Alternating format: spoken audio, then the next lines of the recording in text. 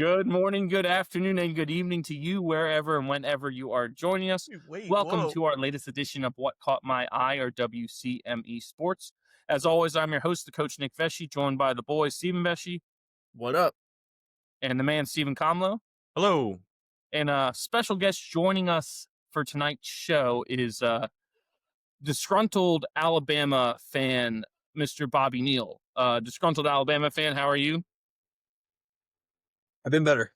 Disgrunt- But I'm glad to be here. Thanks for having me on the show, boys. This is a treat, a once in a lifetime opportunity. So appreciate it. No, Yes, it'll it happen is. again. I hope so. We'll see. Hey, we're early. We'll see how it goes, right? We'll see how it goes. For the record, you sound very gruntled. I don't know about disgruntled. A little but before we diss. get into our before we get into our top catch for this evening, just a reminder to follow us on all of our social media. That's on X, Instagram, Facebook, Twitch, TikTok, Snapchat, and Threads at WCME_sports. Our episodes drop every Wednesday at noon on Spotify, YouTube, and iHeartRadio, and all that information can be found on our website, WCMEsports.com. Now, without further ado, we get into our top catch for this evening, and we went with the Texas A&M epic comeback that happened in College Station over the weekend. The third-ranked undefeated Aggies were playing host to the dreadful South Carolina Gamecocks, who 3-7, 1-6 in the conference heading into that game. But A&M came out sleepwalking. Maybe it's because it was a 11 a.m. local time kick, like we've talked about before. It's kind of ridiculous that they're doing that, taking away kind of that Kyle Field home field advantage with the 12th man in that. But regardless of all that, Texas A&M found themselves down 30-3 at halftime, and they were getting spanked. They were hurting themselves, which I think is the most important thing. So it wasn't necessarily that South Carolina was just like dominating them. A&M was making the errors, and South Carolina just capitalized on them. And so what happened in the second half, it all flipped, right?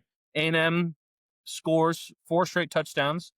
They took the lead for good with 10:47 left to play in the fourth quarter, which means they scored their 4 touchdowns in less than 20 minutes of actual game time. That's how quick they just steamrolled over the fake USC.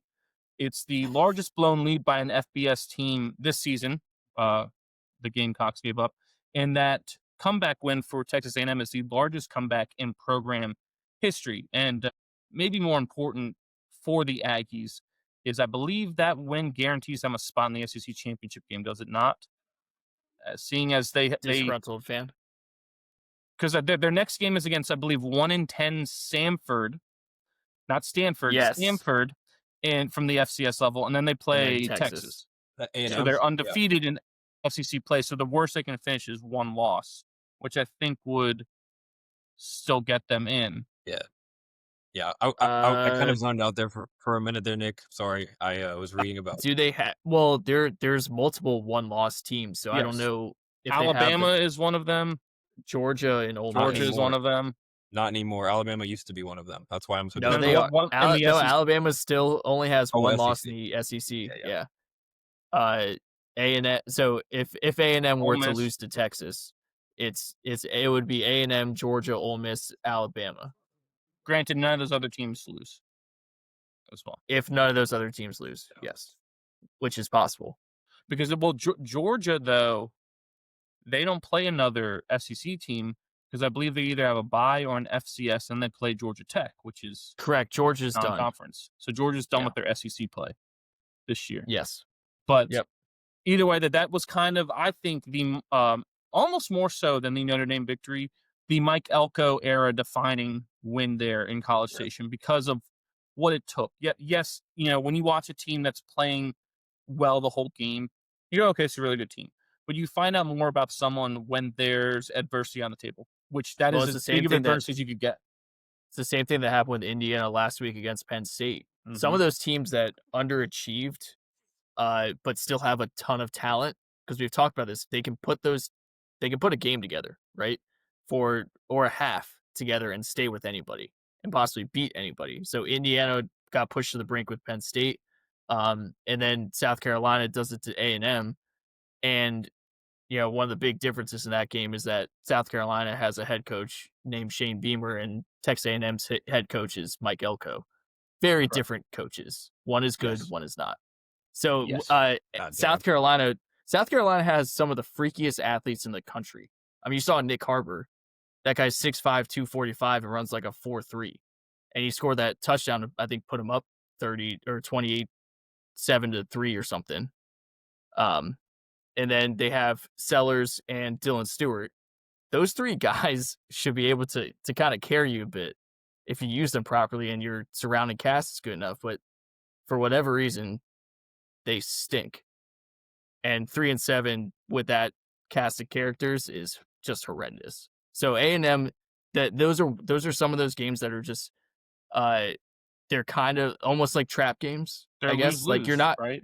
Yeah, it's right. It's a Like lose-lose. But South Carolina wins if that you walk game, away with a victory, it hurts it's- everyone except If them. you walk away with a victory there, though, it's so big.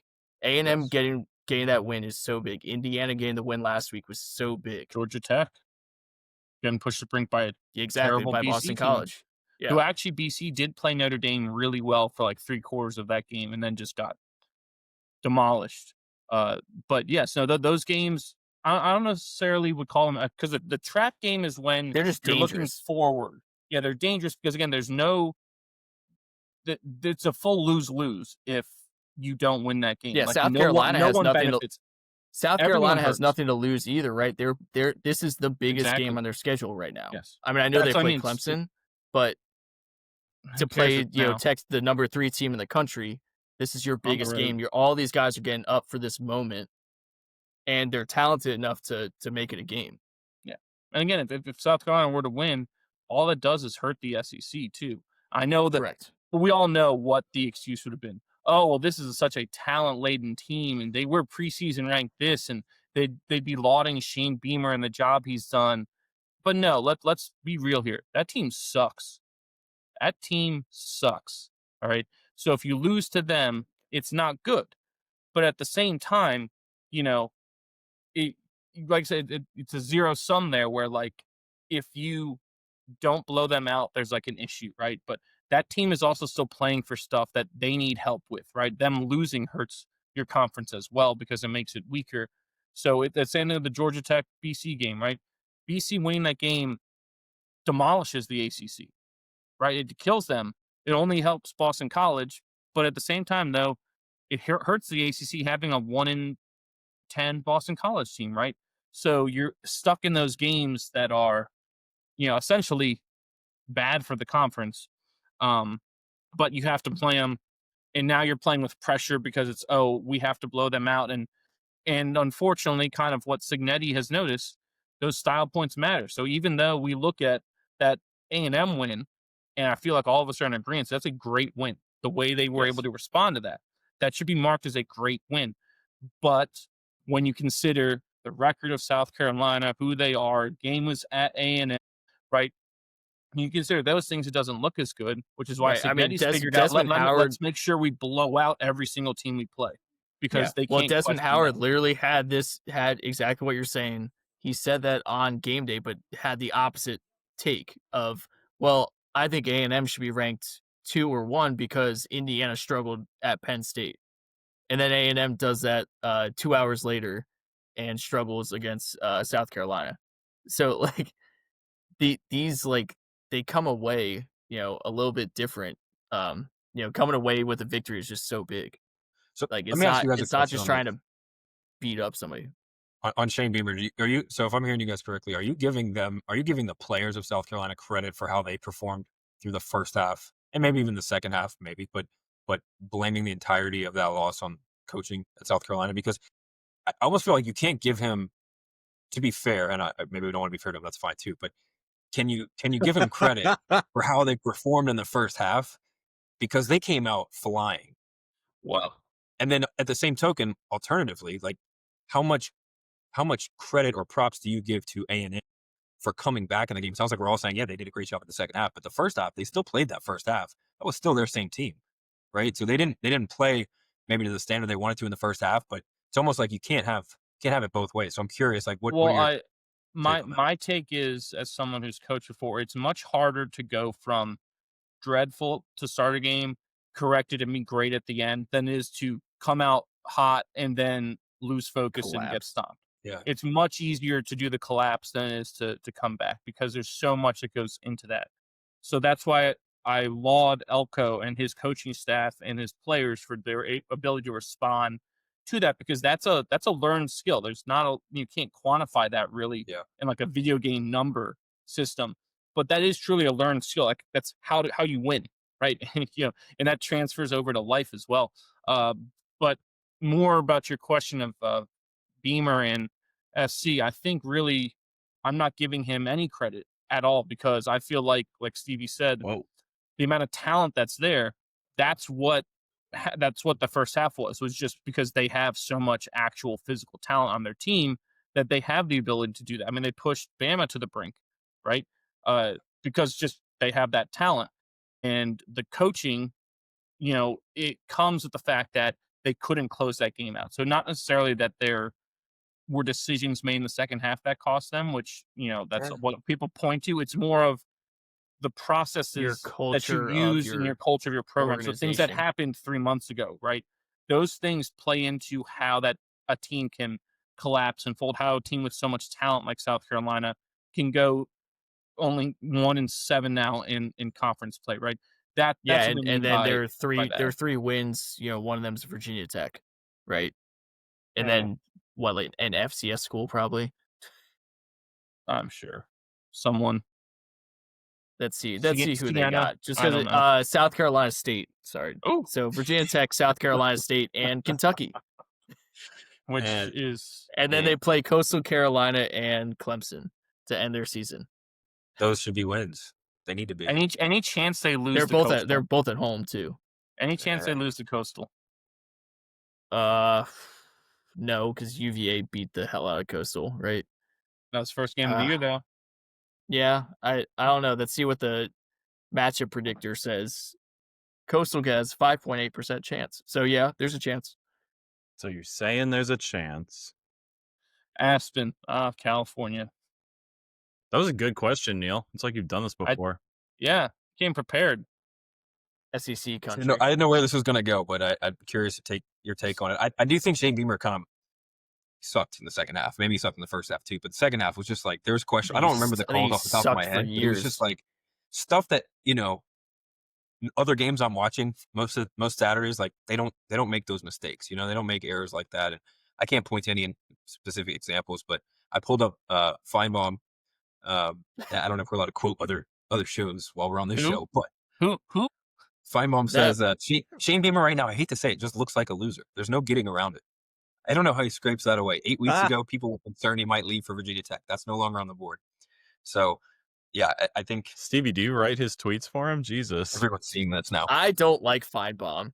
I'm not a Feinbaum fan, but he is correct when it comes to this. Shane, but he says, hate to say it looks like a loser. He's looked like a loser for a long time.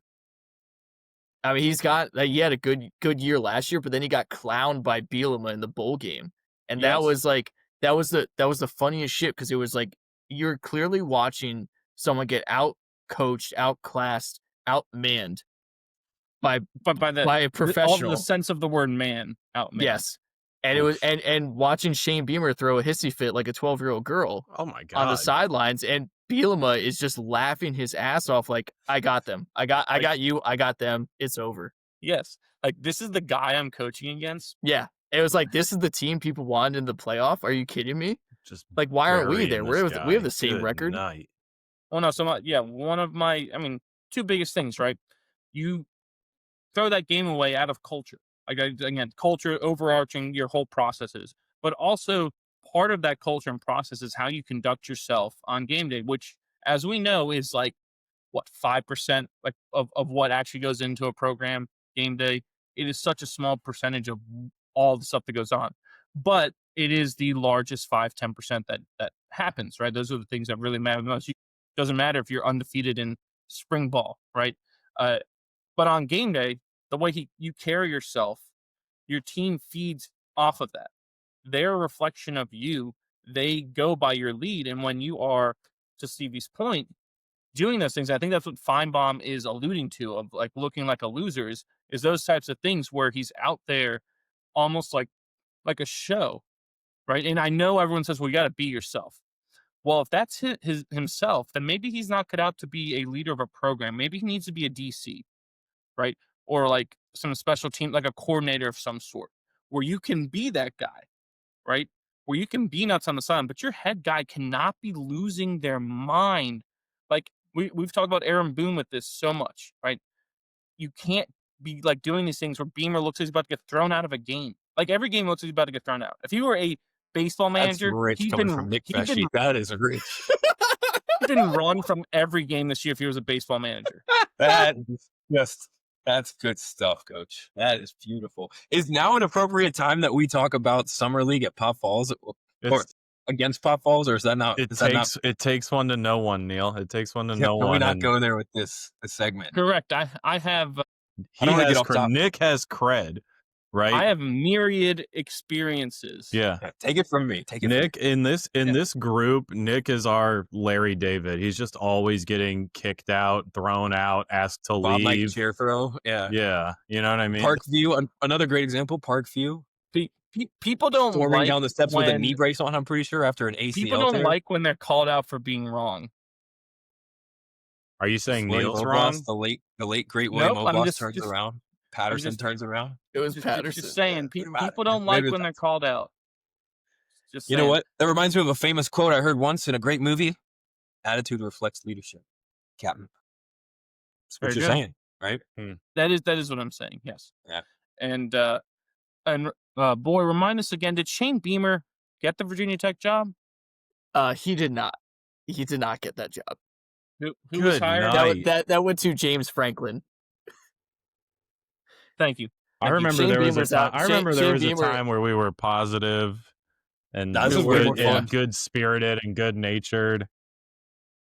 I just Not when you talk SEC ball. tell it like it is. If you Shane can't Beamer- be Shane honest, Beamer you did can't have- be here. Fuck it. He did have his Do it press live. conference, I think today or yesterday or something, and said like, by this time next year, I expect to be in the college football playoff discussion. No. Whatever, that's what we'll be watching. Shane Beamer said that, and I was like, "You like who's we? Like You you're silly probably gonna little get girl. canned, dude." Like You silly, silly little girl. Yeah, maybe if he gets Anything picked else up by before we Ohio move on State. to our 3 strikes, or maybe our dropped? You can call Third mine a strike. foul tip. I like that. Anything else? No. no, let's No, move on. I- Let's yeah, continue. Let's college just football discussion. let's leave Beamer in the body bag where we put him and move on. Thank you. Good Dump some night. mayonnaise on that bag. Can we pull up Fuck. as Stevie goes through our wieners and losers? Can we pull up my CFP rankings, if you could? If Speaking any of of Yes, I mean- wieners, speaking of wieners and losers, I'm proud of you guys. The last episode, it took approximately 69 minutes to get into an anus joke. Anal joke. The annals of history. Yeah. I thought, wow, that's an impressive. That's an Happens impressive quick. stat for It this group happens here. quick. Oh, I thought that was a pretty long time, actually. That's what she said. Cash the over. There we go. Cash it. With All my right. This is sweet nice. ass old school helmets. Can by I the get way. can I get my strike sound effect? Look, you can't ask me to He's do doing- all this He's stuff. doing a lot of shit Filibuster. out here. Yeah, we're dealing with a lot Filibuster. of shit. All right, strike one. Here we go. Beautiful. All right. Let's go through our college football winners and losers like we do every week as we recap the winners and losers of this past week of college football. We always start with the losers, Neil, just because we like to stay positive on this show. So let's start with the losers. L for love. Don't start taking shots at me. Number 5, I've got Pitt losing to Notre Dame 37-15. And the reason why is I don't think anybody expected Pitt to really win that game, but you were a no-show. Your coach had the quote of, "I don't care if we lose this game, it's all about the ACC." Well, you were a complete no-show. You had college game day there, and you got absolutely punched in the mouth. And now Notre Dame, as you know, a lot of people aren't too thrilled with, are sitting pretty in their college football playoff discussion. And you had a chance to knock them out. Could have been America's team right there, but Pitt, you stay losing. The next one, we talked about this at length, so we'll just gloss over it. South Carolina's lost, Shane Beamer, all that stuff. Here we We'll go to number 3. USF 41-38 lost to Navy. Woo! USF is out. Kick them out. They're done. That is that loss hurts. Go Let's mids. just say that. Your What number your were they? college What were they football ranked before they playoff, lost? 24. 24. Yeah. Oh, They but were by they the were way- the group of 5 team. By the way, Kamlo, that 22 on my rankings, that is Navy. I know. That's the Naval Academy I helmet. could pick that them could out. find. Don't give a up logo. the ship. Yeah, did you see the new jerseys? Looking sweet. Oh yeah. I started to swell up. Starting to swell. Yeah, Wasn't a woman there's in some sight. blood rush. I miss- Those helmets, Yes, you guys. Navy's USS Constitution helmets, that might be my new favorite. They rival. I know Nick loves the Blue Angel No, helmets. the I Blue like the Angels one is so battleship. cool. I like the I Fear like the Bones. I like the battleships. When was the battleships one? Oh no, I know what you're talking about. Yeah, it's got like the water. Yep, that was a good one. Battleships. You are can't sweet. handle the truth. The Blue Angels one is sweet. By the way, your tweet came up on like people's actual feeds, like people I know who I'm not sure even really? follow us. That your response, your comment on Navy Athletics tweet or whatever, they like pinned your comment or something. And it came up on people's feeds. What'd you say? Let's go. I was I like, said- oh, that came I up because said you must these follow are- us, of course. Yeah, That's at That's at helmets- WCME_sports. yes. The new helmets that they had, I said these are right up there with the hand painted battleships Hell yeah.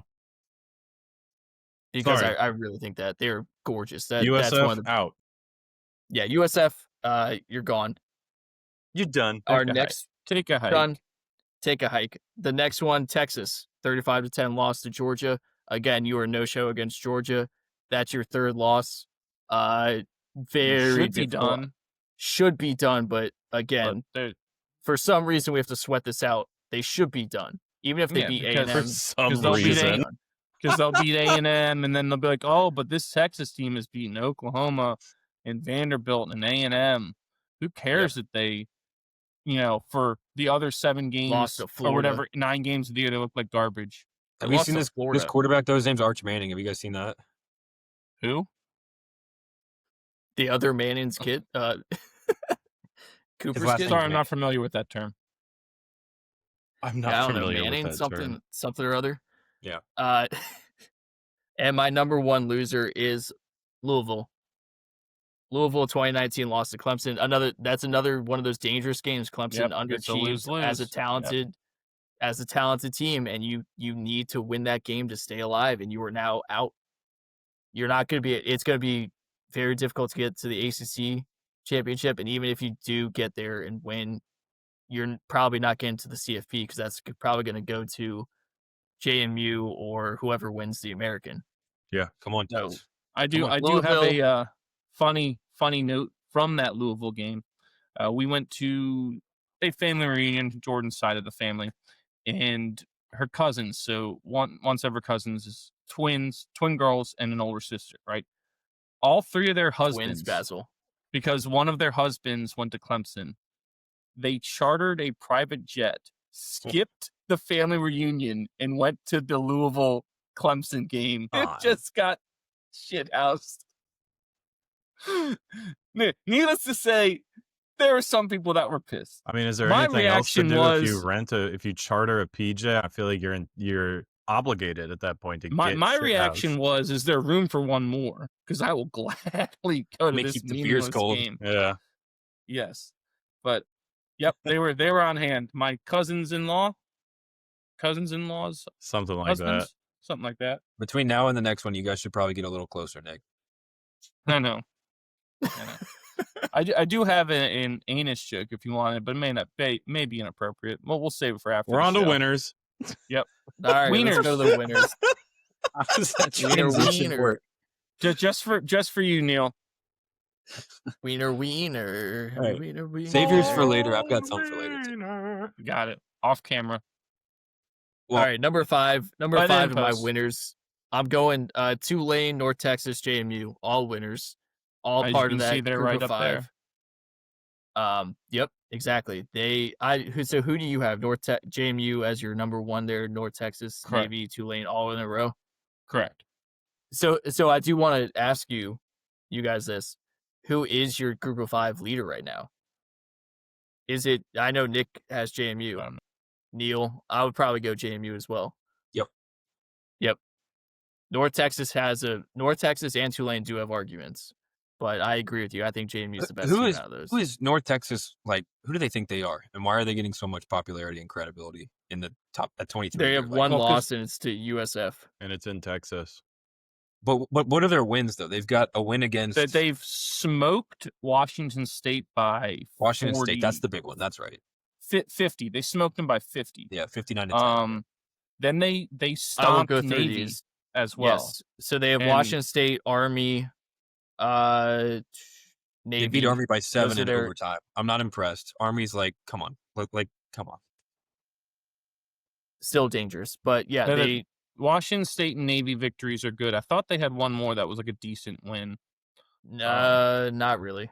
No. Western Michigan. They beat UAB 53-24, but UAB just fired Trent Dilfer. That's yeah, but UAB also beat Memphis. Yeah, many of their wins, I think they've blown people out, like that style point.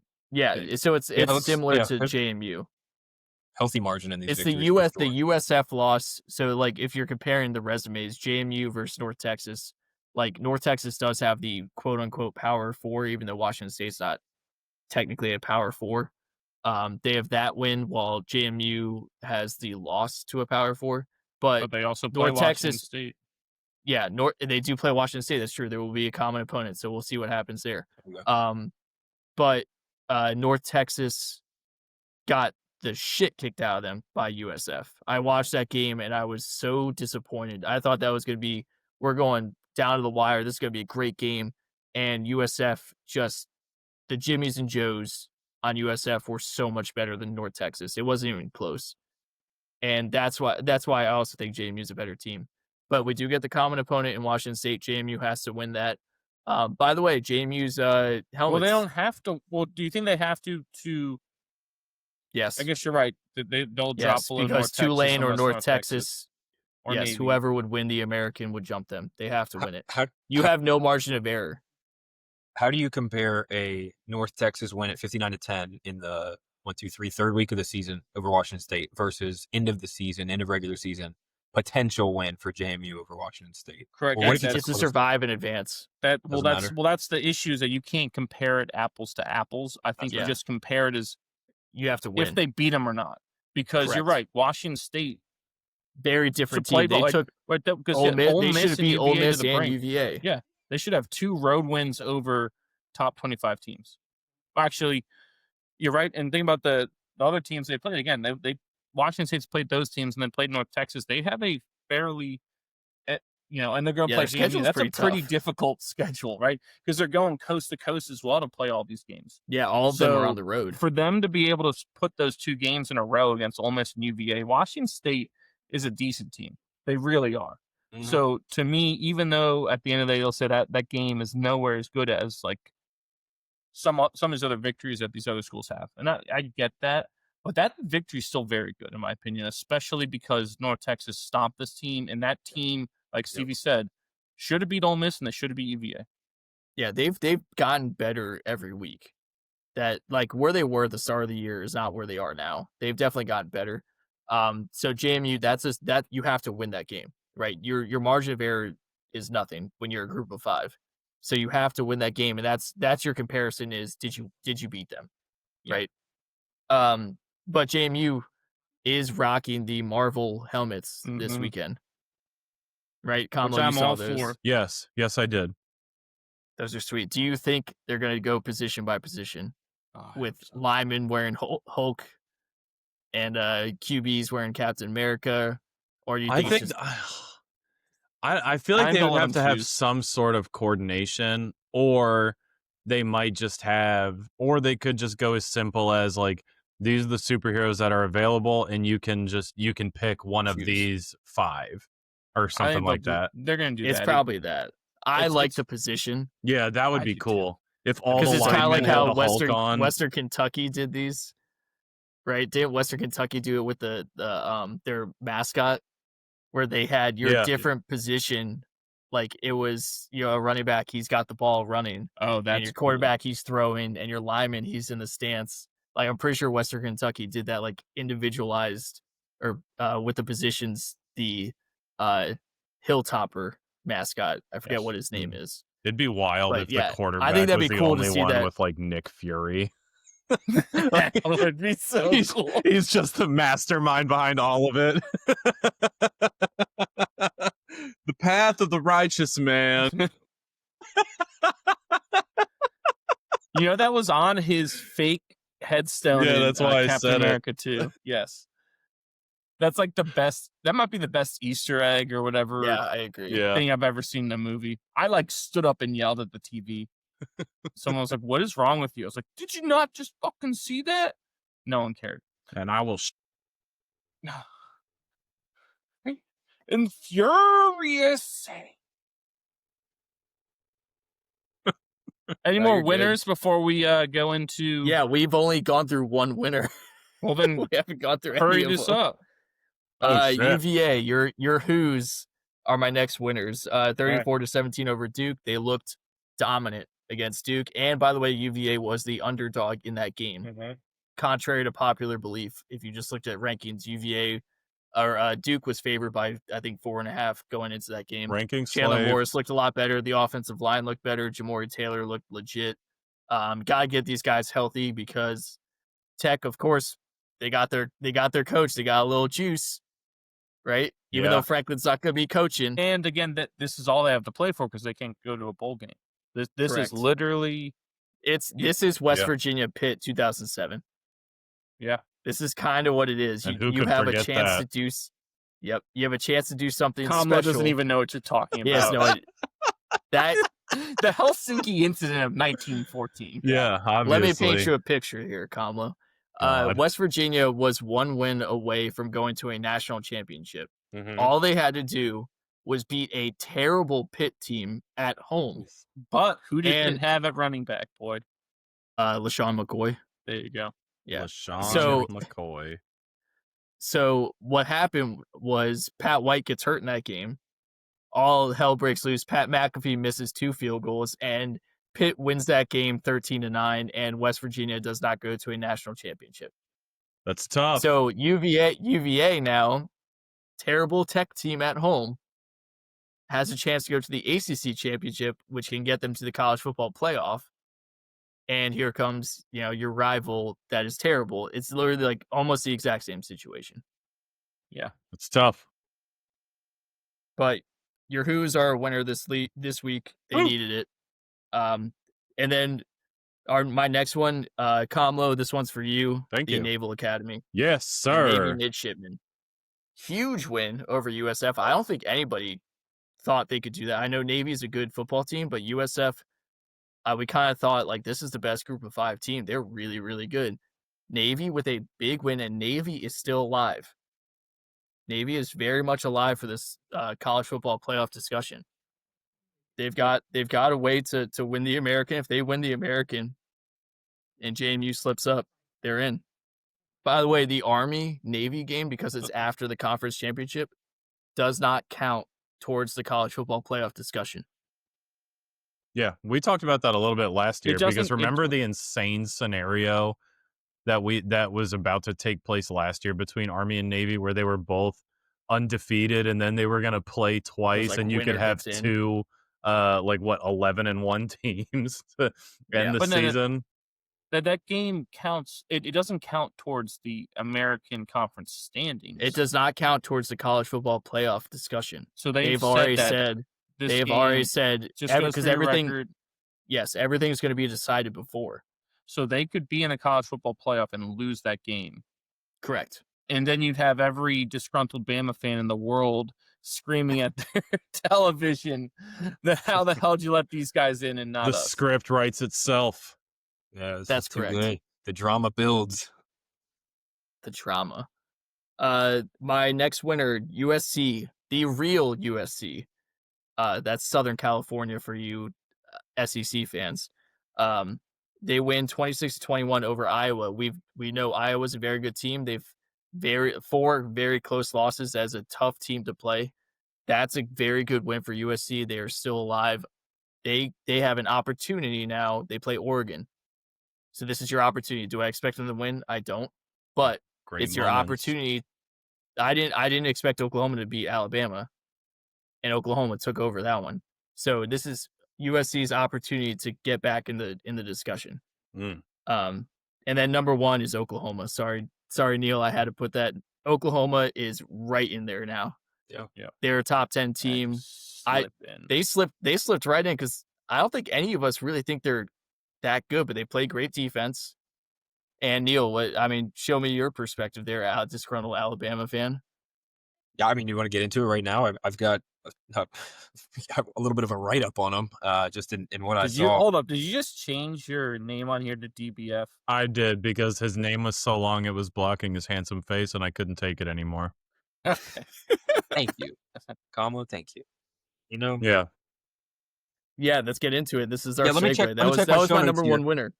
So I don't disagree at all. Like, humongous win for that program. It couldn't have come at a better time. And for Alabama, it makes you kind of question, like, all right, what are we going to make of the rest of this season? Like, the season's not really in doubt per se for Alabama, but, quite an upset of a loss to FSU. I don't like to call it an upset to Oklahoma. Like, I think that discredits what Oklahoma accomplished. And I don't think when you've got teams that are ranked, what are they, 5 and 6 apart or something, that you can really quantify it or qualify it as an upset. Like, I don't like that headline. So I throw that out. But overall, I thought kind of an entertaining game. Final score 23-21. The statistics, if you look at them, are absolutely horrendous against Oklahoma. Like, they had no business statistically winning that game, except for the ever important turnover margin, which obviously is what swung that thing massively towards Oklahoma. So Oklahoma scored 17 points off of 3 turnovers. Good night. They finished the game with 23 points. So they scored 6 other points kind of like on their own, if you want to call it that, against Alabama's 21. So third down conversions for Oklahoma, 3 for 13, not great. Alabama on third down, 5 for 13, not a whole lot better. But the difference was red zone. Even red zone was about the same. Sorry, 3 for 3 red zone for OU, 2 out of 3 for Alabama. But if you look at this is the difference maker. So if you look at the OU's drive charts against Alabama, their longest scoring drive offensively was 41 yards. That's it. 8 plays. That was their longest one all day. And it ended in a field goal. And the other scoring drives were 5 plays for 23 yards, ended in a field goal. 2 plays for 31 yards, ended in a touchdown. And then 5 plays for 22 yards with a field goal again. That's short field. Those, the turnovers aren't even. The game was all turnovers and field position. That's it. You know it. That's exactly what it was. And the majority of Alabama's drive started inside their own 30-yard line. So Alabama's on the wrong end of that stat. Oklahoma's benefiting massively from it. I haven't watched John Mateer play. Admittedly, like, I haven't watched him all season, but apparently he got injured early on in the season, I think. His throwing hand. And it was so his that, hand, that right? Texas game. So that Texas game was his first game back. He had missed several games before that, and he clearly, he couldn't even grip the ball in that game. That's the biggest reason they lost, is because he's out there, can't even throw the ball because his hand was still broken. But now his hand is supposedly back, and it looks like he's not 100%. John Mateer at 100% is an excellent quarterback. I feel like we've all kind of gotten cheated a little bit because most of this year we've just seen him with his mangled hand out there trying to throw a ball, which doesn't add up. Yeah. So that's what, 5. I was trying to see the date of that game. That was 5 weeks ago. You break your hand 5 weeks ago, it's still going to be banged up. So the point is, he was good enough to beat Alabama, obviously, on last Saturday. He was fine. He was 15 for 23 with 138 yards and a touchdown. Like, that's not impressive by any means, but if it's against Alabama and you win the game, nobody really cares. So that stat line, to me, it looks like every Redskins quarterback not named Kirk Cousins and RG3 from the year 2000 onward. I mean, Patrick Ramsey. Exactly. It's Mark Brunell. Jason Campbell. Jason Campbell. That's the one I wanted. Jason Campbell out of Auburn. So I think overall, if you listen closely, you can hear a lot of Crimson Tide buttholes puckering up as we approach this Iron Bowl. And good thing you have the tough Mercer, Eastern Illinois. Eastern Illinois. Don't sleep on them. What 3 distinguished NFL minds went to Eastern Illinois, boy? 3. Yes. Like minds, so as in coaches? Quarterbacks / coaches. Tony Romo is Eastern Illinois, right? Yes. There's 2 others, and you and Kamlo especially know the other one. Teddy Bruschi. No, I was about to say Teddy Bruschi went to Arizona. It's got to be a Patriot then. Correct. It was a Patriot. Is it like Wes Chris Welker. Hogan or something like Jimmy Garoppolo. Jimmy Garoppolo, that's right. Ooh, he was handsome Eastern Jim. Illinois. Then the Got third Eastern one, Illinois producing some handsome quarterbacks. Romo and third Garoppolo. one is pure coaching, but Hall of Fame coach is still coaching. There's 2 according to AI overview here on Google, so I don't know which ones you've got in your mind, but there's a couple. Oh, there's another coach? Yep. Current? No. He's a current head coach right now. Oh. In the NFL? Correct. His team is 9-2. Matt Patricia? No, he went to MIT, didn't he? He's the defensive Oh, coordinator head for coach. Ohio We're State. saying head coach. His team is 9-2, so Vrabel? it's not Vrabel. No. Who else is 9-2 right now? It is Sean Payton. Sean Payton went to Eastern Illinois. God, Sean that's Payton. that's another That's also handsome crazy dude. that the Broncos are 9-2. Another handsome guy. It's another handsome guy, Eastern Illinois. Wow. Nick, the other one I had in there was Mike Shanahan. He went to Eastern Illinois? Oh, Former man. Super Bowl winning coach. That's another handsome person. It's all about what's between the ears, gentlemen. Eastern Illinois, goodness. Yeah. They're the Kent State of FC. Side note, Jimmy Garoppolo is super handsome. I say this with an unstaunched record of heterosexuality. With a wife. Yeah. He's fabulous. Very true. Wow, Mike Shanahan did go to Eastern Illinois. Neil, how's it feel to have Nick fact check you after you just told him something? Well, I don't trust Chad. I don't know. It's not that I New guy to the Neil. show. I don't blame him one bit, you know? I don't trust AI ChatGPT because that's been wrong. Because I Neil, how's it feel to have Nick assume you're using ChatGPT? He said it. You said He you said used he was AI. AI Goes overview. Google's AI overview. Yeah, right? Which is like not often correct. Actually, it's incorrect frequently. It's a good point. Neil, you don't have Correct, to. You don't have to throw parachutes for Nick. No. Okay. If Kamala, you're pissed off, be Kamala pissed just off. wants to disparage me in my Rain trust it. Man-like savantism, and it's unfair. Is that what we're caught off calling guard. not trusting your friends? Savantism? Well, no, I'm just saying. I was someone that With an played air some of game where they were pompousness, looking up that like was. AI generated sports questions, right? And it was like name You know the what? This team. has been a long time coming. Name the player based off the teams he played for, right? And so it was like a baseball one. I'm going through it, and I'm like, I don't know this one. And he pulls up the answers, and the answer to the one I know is Nick Swisher, but it was so wrong. It said he played for the Padres and like the Angels, and I was like, I will bet my entire mortgage that Nick Swisher hasn't played for any of these teams. I know exactly who Nick Swisher has played for. Nope, sorry, it's the Moops. Yes, that's exactly what it was. So I don't trust that it's not always right. It's a typo, moron. It's the Boars. Just saying, Nope, having a little faith in for- a friend goes a long way. You know what I mean? You work for NBC? How would take your top off? Oh, who's your friend? She works for NBC. Yeah? How would you take your top off? Donald? Where's Boys, want me to- Seinfeld? Want me to wrap up on Bama right quick? Yeah. Or did we already put a pin in it? We're done with it. Doesn't matter. Well, you got anything else good? My What else thoughts you on got? Bama is this. Look, we got basically a bye week next week at Eastern Illinois, and then the Iron Bowl, which is obviously always just what you were describing with UVA, Virginia Tech. Any in-state rivalry, just who knows what's going to happen. But that's a big one for Alabama. They got to get that one right. And they have flaws, like I said. They can't run the ball. We haven't been able to run the ball all year. They put up 80 yards against Oklahoma. That's heinous, as we say in my Nick house. That's Saban is rolling in his grave. terrible. May that's what we do with Donner is memory. May rest in Nick peace. Saban's still very much alive. Yeah. All that said, Bama's got flaws. They can't run the ball, but they've been able to be successful without running the ball up to this point. But to really go all the way, you got to have a little bit of luck and still be able to move the ball downfield without. Yeah, I mean, think about like, do you believe they're a national championship caliber team? Do I? No. Yeah. Nah. No. Not after losing that. I don't think you I can think lose about that. Ohio State and Indiana and their ability to defensively shut people down. Right? If you're one-dimensional, you're not beating those teams. To me, it's the difference between what we saw with him coming back against South Carolina. That's like that championship medal. That's that tested kind of intangible of a team that's like, they're going to go all the way probably.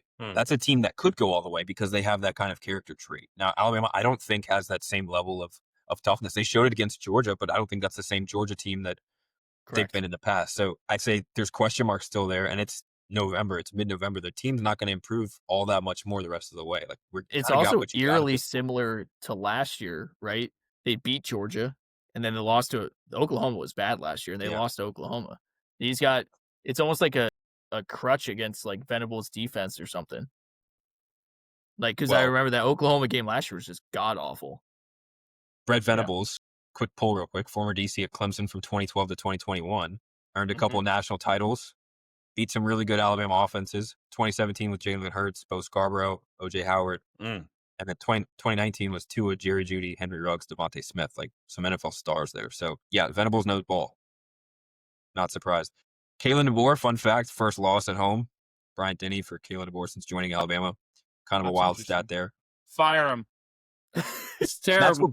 That's what we were calling for against FSU, first game of the season, and then got it right back on. I'd use $70 million of my lottery winnings to fire DeBoer, buy him out. Get that athletic director out of there. Good. Can you do the no Roll Tide? Yes, I can. Oh, her voice? No, I thought you were going to say combo. Y'all don't even know he was a virgin until he's 28, and now Roll Tide. Beautiful. Beautiful. Virgin until he's 28. We got a question in from the chat. Is the dynasty over? What dynasty? I think it's a great question. JK yes. Wright. Unequivocally, yes. We've seen the writings on the wall. Don't know who that guy is, but great question. Yeah. The game has changed. Nick Saban exited stage left at the perfect time, and NIL, transfer portal, all of that has shifted everything to where you got a good Alabama team, maybe not great, but really good Alabama team that doesn't have the depth like all these other programs. They don't have the same depth that they used to historically. So I think the dynasty is not as physical. It's cooked. Not as physical at the point of attack. Well, we go back to culture, right? Culture's top down, and not necessarily that Kalen DeBoer's built a negative culture by any means, right? Like look at the yes, I would say 3 losses last year. He had 4 losses last year total. He's got 2 now. He's been and think about like your first year at a program and you went 9-4. Usually that's really good. That was the greatest. That was the best for any incoming Bama coach first year. Which he's dealt. You want to talk about lose-lose situation? DeBoer is in a lose-lose situation. Yeah, no, you follow the legend. Job, you always lose. Yeah, that job is such a terrible job right now. I think it takes stuns to take that job because you know what you're getting into going into it. But onions. Bottom line here too, if Bama beats Eastern Illinois and Auburn, they're going to put them in the college football playoff. Correct. Yeah, absolutely. As much as if you look at my rankings, they'd be out because by merit and kind of a lot of things that Neil has. Seriously, right? Then Neil has brought up about being flawed and about the other teams because they do have. I will say they do have arguably the best win over Georgia. Indiana over Oregon and Alabama over Georgia are probably the 2 best wins of the college football season. Correct. Right. And so that's going to save them. But like disgruntled Bama fan over here is correct. There are a lot of things when you watch this team. Are you really sitting there and saying they're that much better than BYU? You're really not. But again, that Georgia victory is massive because it doesn't matter even if Georgia loses to Georgia Tech, because that'll be, Georgia Tech's a really good team, right? You know, they are, right? If you look at my rankings, I have them the number 1 team in the ACC, right?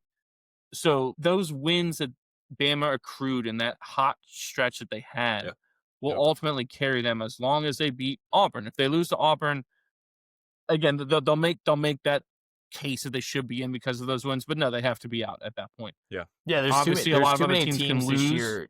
Yes, but I believe there's going to be too many teams this year that have 1 to 2 losses. But as it stands now, like they're where they are in my rankings. We've been number 11, and it's because I couldn't justify putting them over other teams. Like I can't rank them over Oklahoma because Oklahoma beat them. Right? I get BYU. I feel like I can't rank them over BYU because BYU's 1 loss is a road loss at Texas Tech, who's number 5 in my stuff, and they've looked great this year. And right? they also have a massive win versus over Utah, who is really good. I have it? I think 13 or 12, 13. Right.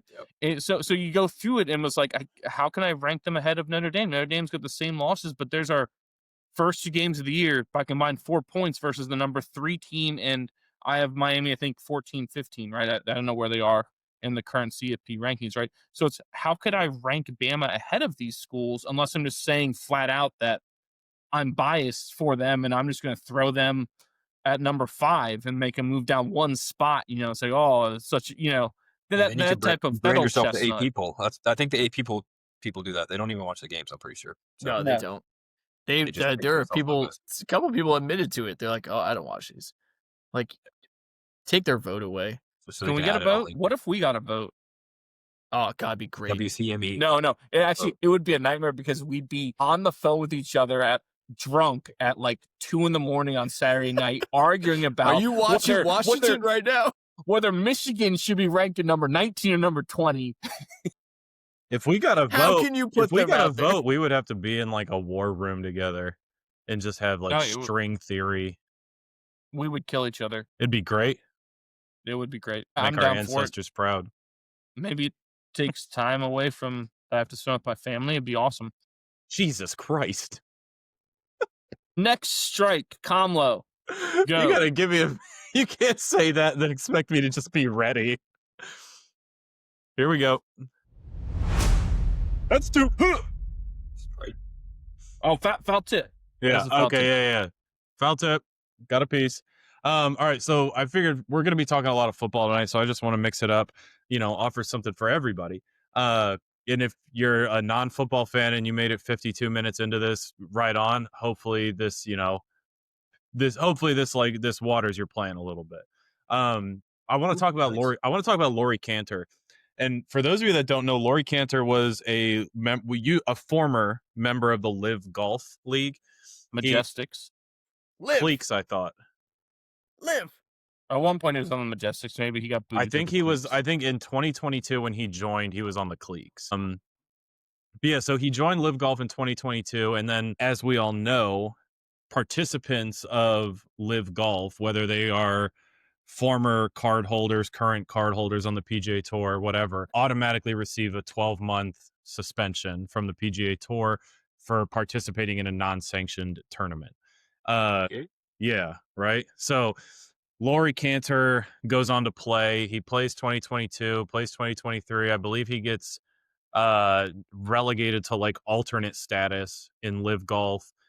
And then he starts paying his fines and competing in the DP World Tour, formerly the European Tour.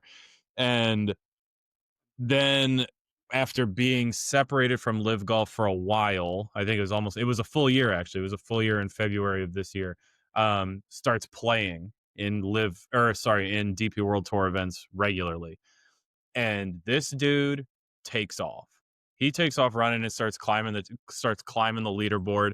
It comes down to the DP World Tours, pretty much their like FedEx Cup, whatever. It's like their season-long points system. Race to Dubai. Yeah, Race to Dubai is what it's called. And it's their season-long points and ranking system. And he ends up finishing in the top 10 of DP World Tour players and points. And as a result of that, gets automatically given his PGA Tour card, which makes him the first Live Golf player to get their PGA Tour card back.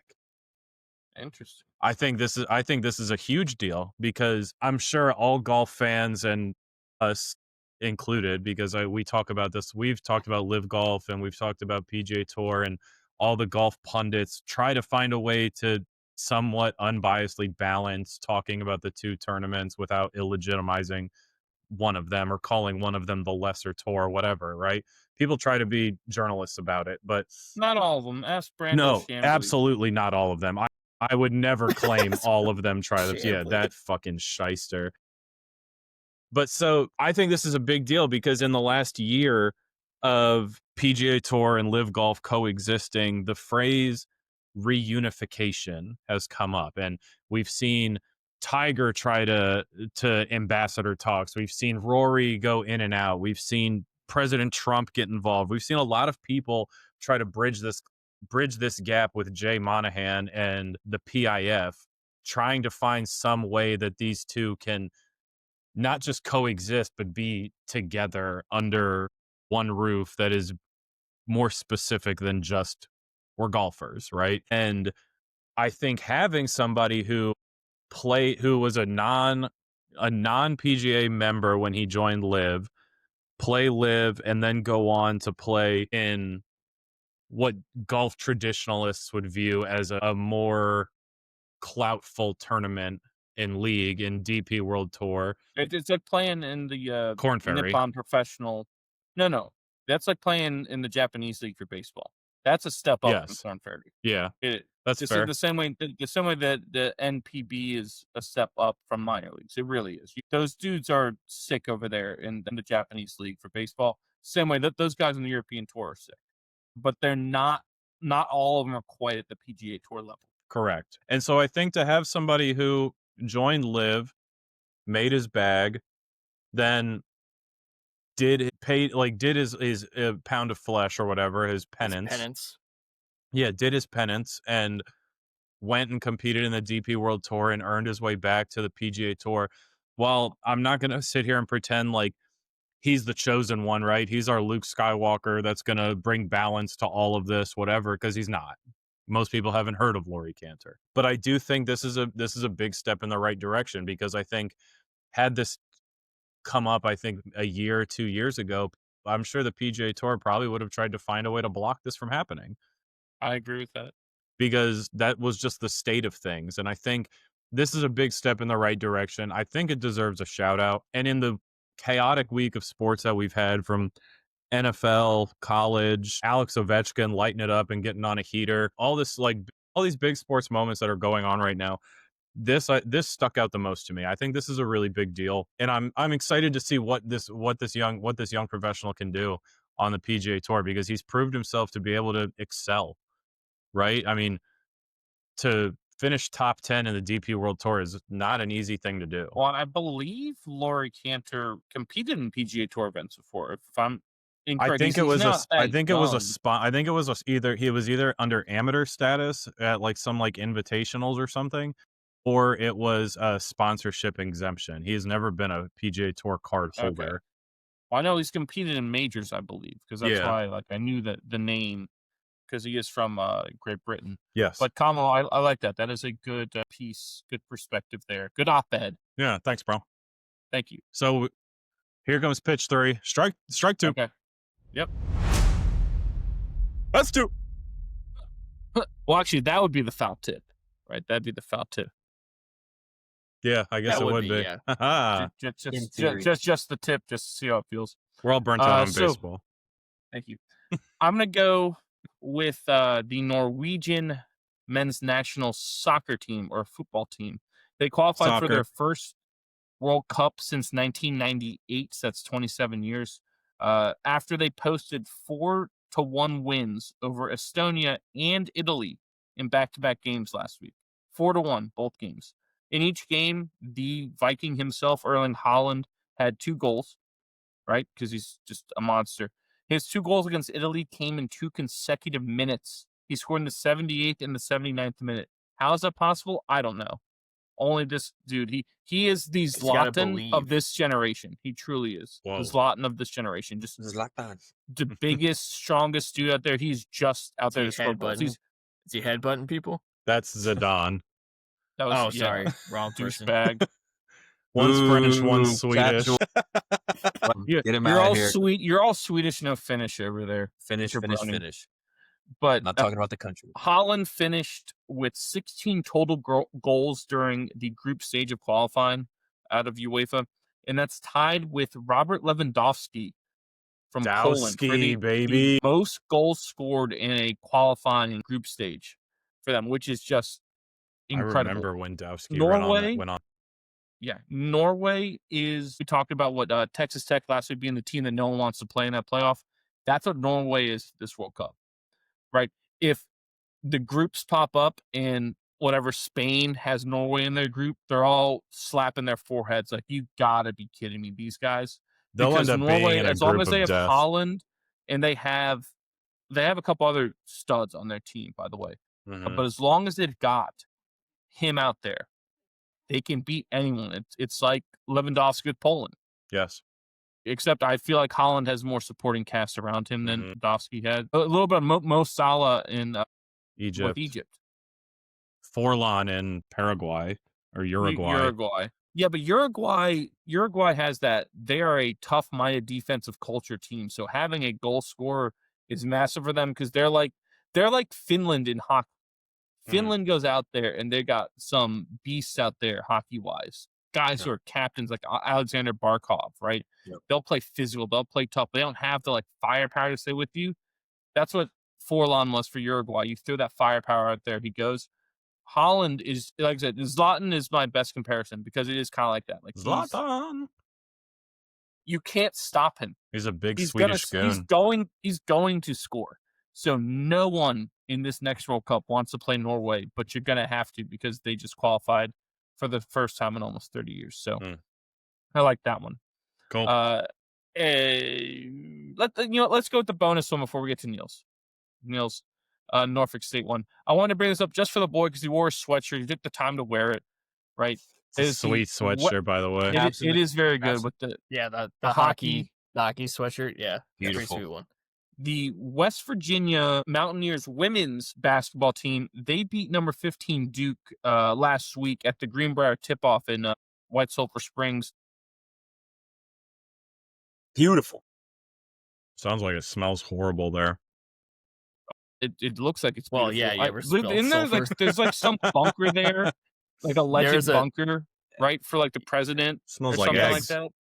Yeah, heavily visited historically by many a president of the U.S. of A. But what's more amazing than the, I believe, now ranked 23rd West Virginia women beating Duke, what's more amazing is that they beat them with only 5 players in the second half, not by choice, because everyone else in their team got ejected in the first half.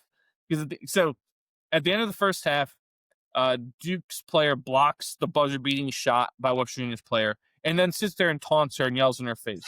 And so the West Virginia player, I don't want to say rightfully so, but it's justified a little bit. We don't, but she shoves her a little bit. Well, then this other Duke girl comes and shoves her away, and then all of West Virginia goes, "Oh, hell no, not in our state."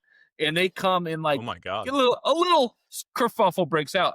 But the reason all these people were ejected from West Virginia and not from Duke is because they all left the bench. And as we know from the Suns Spurs Robert Ory hip check to Steve Nash series, where all those guys were tossed because they came off the bench, you cannot, even though they came in and they came out and said too, they said none of them were involved in the fight at all. None of them had any malicious intent going in there, but they left the bench, so the rule is you're thrown out.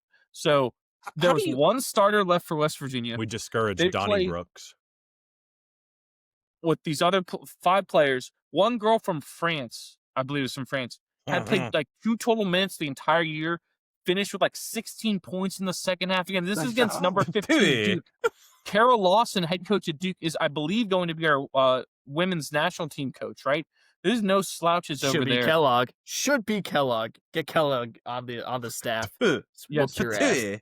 But they go out and they win that game in that fashion is unbelievable. No, and no one fouled out. I believe that girl from France played the last quarter with 4 fouls. Because if she fouled out, you're out there 5 versus 4. That was physicality. I mean, it's movie level script writing. It's awesome. Kind of what you would never believe this. No, if it happened. Ben Affleck's what's crazy the way back. is the only thing that could have topped this was Division III Scranton. Yes, the same place from The Office. Division III Scranton went into Pitt, ACC Division I Pitt, and beat Pitt. I believe they came into that game with a 0.1% chance to win. Yes. And they beat Pitt, the Pitt women's basketball team. And that is the only thing I could think of that could top the West Virginia women winning by 5. It was 5.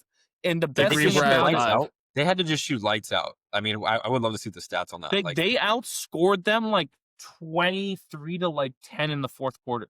So they came back and at the end finished when Pitt couldn't finish, which is wild. That's even good because that was my thought too, Neil, was that they must have just shot 82% from the field. No, They didn't.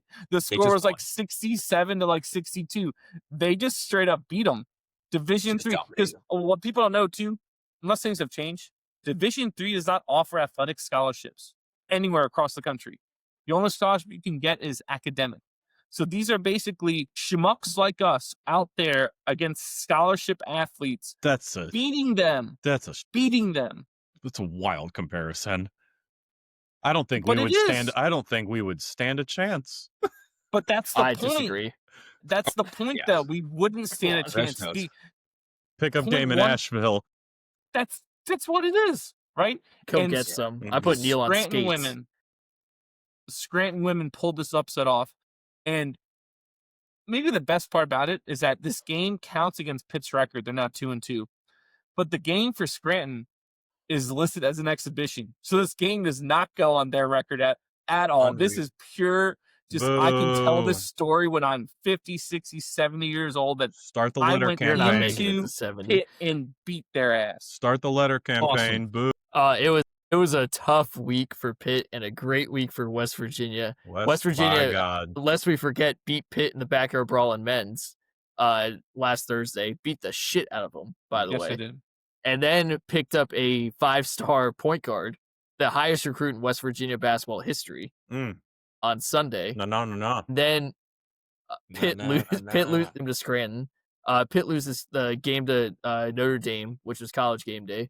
And then West Virginia picks up a massive offensive tackle recruit. Thank you Penn State for firing James Franklin there, for allowing West Virginia to get this recruit who just announced on McAfee's show today. It was a great week for West Virginia, bad week for Pitt. I like it. Sucks to say. All right, Neil, ring him up. All right. Well, I'm going to go open forum after There you go. Ha! He got him. He's gone. Sorry about that, boys. I won't get that wrong next time. That's fine. I'm going to go open forum after, if there is next time. After I just kind of jump into this. It's a little HBCU talk. I feel like, we went heavy SEC, at least Alabama, and I feel like that's kind of what everybody expects when they go, hey, we got this grown Bama fan on. He's going to talk SEC ball. Well, you know what, folks? We're going to HBCU. Let's go. Sometimes they don't get enough love. It's good ball, good quality programs down there, and there's good developing storylines as this season continues to build on itself. And so what I'd like to talk about here is Mike Vick. We know him. We love him. Norfolk State's head coach. This is his first year down in Norfolk State. Grew up in the area. And here's what I'd say. We America loves second chances. We're a nation of forgiveness and second chances, but third chances? I don't know. How long is that leash on a third chance? Mike Vick at Norfolk State. That's what I want to ask you guys about, the coaching carousel that is kind of a result of what's happening here. So we talk about the big name coaching carousels of the Hugh Freezes and the Brian Kellys and the James Franklin at Virginia Tech, which actually does, I think, of what's happening at Norfolk State in that area, because heavy pipeline of talent down in the southeastern part of Virginia, oftentimes headed to UVA, Virginia Tech, elsewhere. That wasn't necessarily the case, I don't think, until James Franklin signs and says, I'm going to Virginia Tech. I think Vic probably had a little bit of an advantage, or at least some type of recruiting pitch he could use to say, hey, I'm from the area. Let me help you stay here. Let's build something here with the HBCUs. Yeah. And don't leave for Virginia Tech. And there's probably a little bit less allure for a player from the 757 area now to stay home in Norfolk State. And if they got an offer to go play for James Franklin, who's not going there? I think that's an interesting component to this. But my question for you all is, at what point do the fans and the boosters and the folks at Norfolk State start to have a little bit more pride about what they're doing and what the product they're putting on the fields? Well, Neil, I will say, though. You want to interject? Yes. As Answer someone the question. Who lives down here, right? And you talk about they got one win. As someone who lives down here, one win was against VSU, Virginia State University, in Petersburg, right, which is Division II. Norfolk State's program that he inherited is a one-win program. They have not historically trash. Yes, university. I mean, literally the last however many years, I think they're lucky to win 2 games before Vic comes in. So he's inheriting the dumpster fire of dumpster fires. And I don't think they've even pumped that much money into that program before, right? Oh, I'm sure not. Vic takes this over, and he's already parted ways mid-season with many coaches too. That he was just like, no, Yeah, this guys that ain't were gonna already work, there, right? right? So it's different because he is taking over a very difficult job So because here's what his one of the biggest obstacles with him, because like you brought up, right? Many in this area, if you're a good player, like, you don't even have to be like a great player because of the reputation of this area. If you're just a good player, someone's going to give you a chance somewhere, Yep. right? That's not the case in a lot of areas, right? You just have to be a good football player, and they'll give you a chance at somewhere, right? And so ODU in this area as well, in Norfolk, they made their living before Ricky Ronnie came in, the former Penn State assistant. They made their living basically picking the scraps up from what was left because they were like, well, like you brought up, the best talent is going to go to here. Yep. But because we believe there's so much other talent, we'll just pick up the It's scraps rich. here and they'll It's come rich here, down right? there. It And is. Norfolk State was kind of left with the crumbs. And a lot of people thought, well, that'll change, especially because ODU did, when Ronnie came in, didn't recruit this area as heavily as it did before, especially because his recruiting pipeline was the Penn State one, which was, yes, they got some guys from, like, I believe Katron Allen's from Norfolk, but he went elsewhere, and I thought Norfolk State will pick this up, and so people are thinking all these thoughts and thinking Vic can come in with like essentially a magic wand and fix it, and that's not how it works. Like I do think Vic is well intentioned, absolutely, and I do think he cares, but he is inheriting one of the most difficult projects you could possibly inherit. He truly is. But what's the grace period there? That's my question, and I also have a secondary point. I'd love to hear your response, Nick and Steven, and Steven on that. Is what is the grace period? Yeah, it's his first year. Okay, nobody's going to call for his job after the first year. I'm being a little tongue in cheek. Not down there. Year 2 or 3, probably year 3. I mean, at most major programs, year 3 into year 3, you got to have results. In year 4, you might be on the hot seat for real. Well, go back to what P got said when we had him on. He talked about how with colleges, like it's not what have you done in your career, it's what have you done for me lately, right? Because absolutely, schools want to do right by their fans and by the student body and by the area where they are.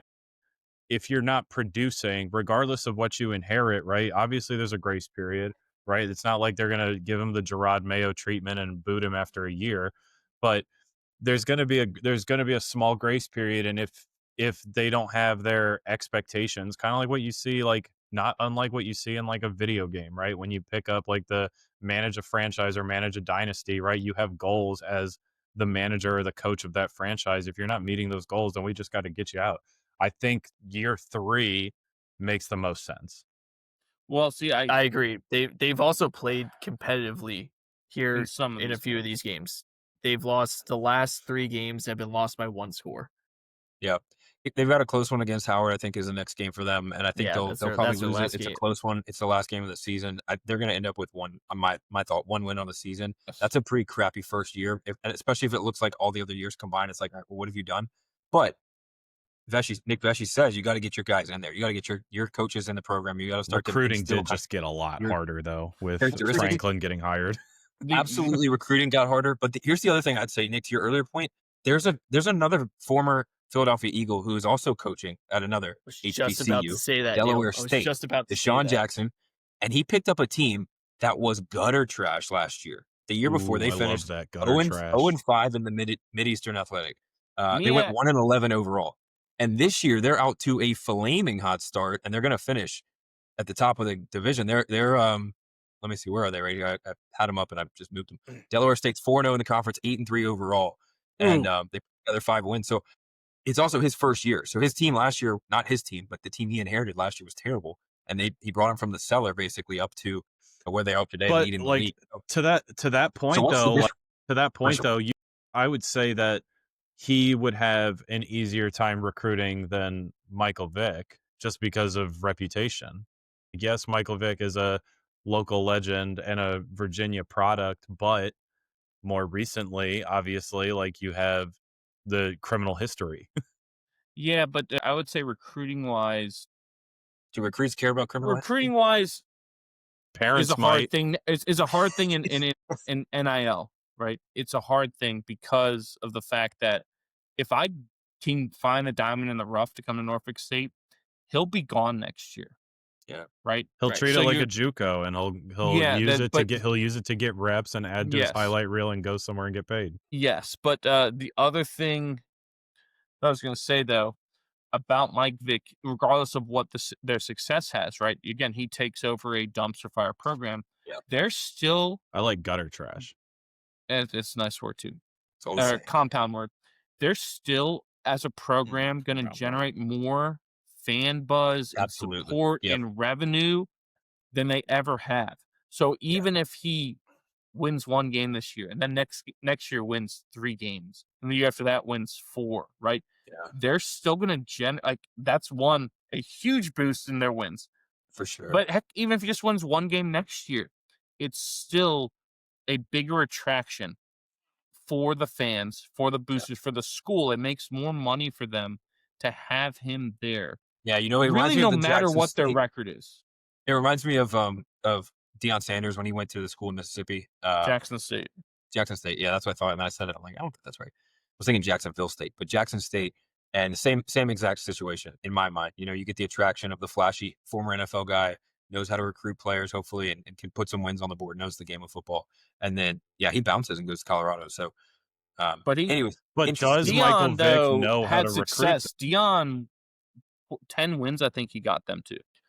Right? Yeah, they had a legitimate program. They going, were and really I good. think they leveraged the. Yeah, so the leash on Vic, though, is a little different because even if he wins 1-2 games the next few years, are there really going to be boosters asking for his head? Because the school will be like, well, we've just made more money than we ever have, and we haven't increased our win total. But it doesn't matter because can we take some of that revenue and pump it in, get it into some and then, recruits? that's when you get on the hot seat, is when you generate the revenue, you pump it into the program. And It really takes results. and it really takes like one guy that has a connection to Vic in the area, which I'm sure he's got connections to a lot. It takes Allen one guy Iverson. like Deion did with Travis Hunter, right? It takes one of those guys that you go, oh shit, this is a 4-star, and he's going to Norfolk State. Yeah, I mean, there's definitely talent down there. I mean, didn't Percy Harvin come from Virginia Beach? Dude, Oh, there's you a want the list? myriad of- No, I don't. I don't want the list. I'm just giving a singular Rain Man. example. Calm down, Rain Man. Percy No one, Harvin. no one wants the after he list. No knocked one out wants the his list. No one wrestling wants the coach. list. I'm just saying, like, After he knocked out his they wrestling do coach have down, he went to do Virginia Beach and the Lord. 757 high school like Go farm off, Colin, system go off. has the ability to produce talent, fertile right? ground down there, And so brother. it's just a matter of Vic having the finances, the resources, and the wherewithal to go and get those people to commit to Norfolk State. And if you can't do that, then you don't deserve to be there in the first place. You can't be a head coach in modern day Agreed. football. That's Agreed. just how it is. So, look, on the one hand, I get it. I would say let he who hasn't founded an underground dogfighting ring cast the first stone. Let's give this guy another shot. So maybe a third chance. My inside sources say that ring was run Ain't no by way. his friends and family, and they took Oh, yeah. advantage of him, and His he fall got guys? the blame. Yeah, I'm so sorry for Mike basically. Vick. Oh, I feel so bad for him. Same with Chauncey Billups and all those other guys going through it right now too, right? I'm so sorry for them. Oh, Chauncey catching They didn't, the they didn't know what they were Hey, doing. These high stake yeah. poker games. I'm so sorry. But what I was gonna say though is some of the other luminaries from this area. Percy Harvin No, we don't need the luminaries. knocked out his wrestling coach in high school because he didn't like him. Just cold copped him, sucker punched him, knocked him out. Earned a scholarship for that. Plaxico Burris, he's in Virginia Beach.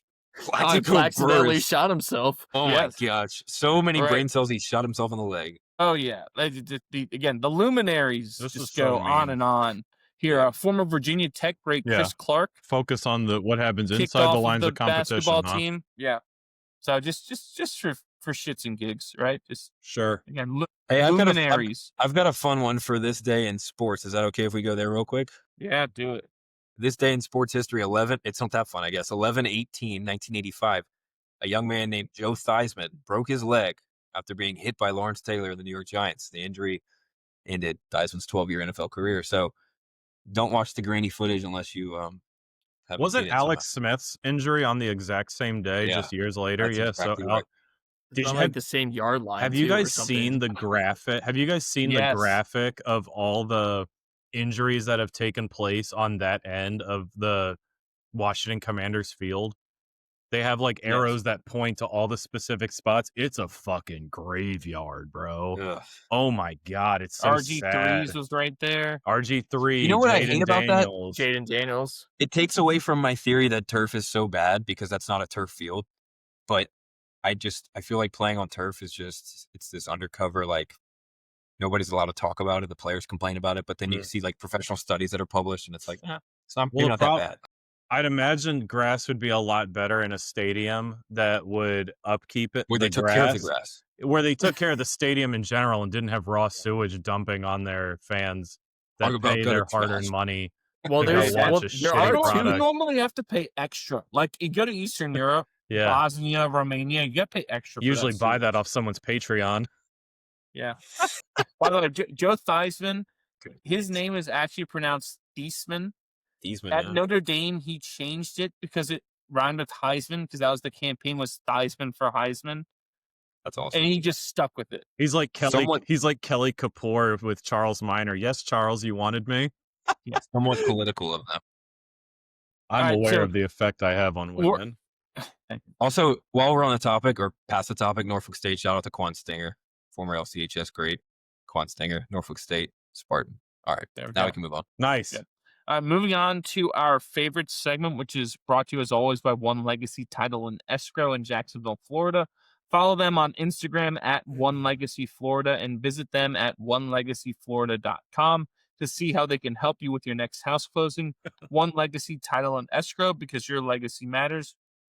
This week we went with our favorite college logos. Give me so not Rock. necessarily like, oh, your favorite football helmet or favorite mascot, but favorite logo that a college good distinction produces. I want the Rock. Get Kamlo, go. Give me the Rock, boys, because God, do I have a treat for you. Go off, King. Hold on. Yeah. Strap in. Oh, Jesus Christ. Favorite college logos. Favorite college logos, boys. Here we go. Honorable mention. Albany Great Danes. Oh, that is a good one. We're going with the Albany Great Danes. How can you not like this? They don't. This logo is their official logo, and nowhere does it say Albany. There's what's by the there isn't like an A somewhere. That's what I was trying to look for too. They like, just does that create this an A? mean Great Dane mugshot. Honorable mention: Albany Great Danes. Great call, Kamala. Second honorable mention. We're going with the U of M KC Roos, baby. Yes. Wow. This one was recently redone. And I like that they kind of went with a like a fighting Irish kangaroo look here. That's nice. I'm also a big fan of blue and gold as the colors, right? How reminiscent is this, boys? Mm-hmm. Feels good. Looks like it would feel good to put on that sweater. Number 5, we're going with the Hofstra Pride.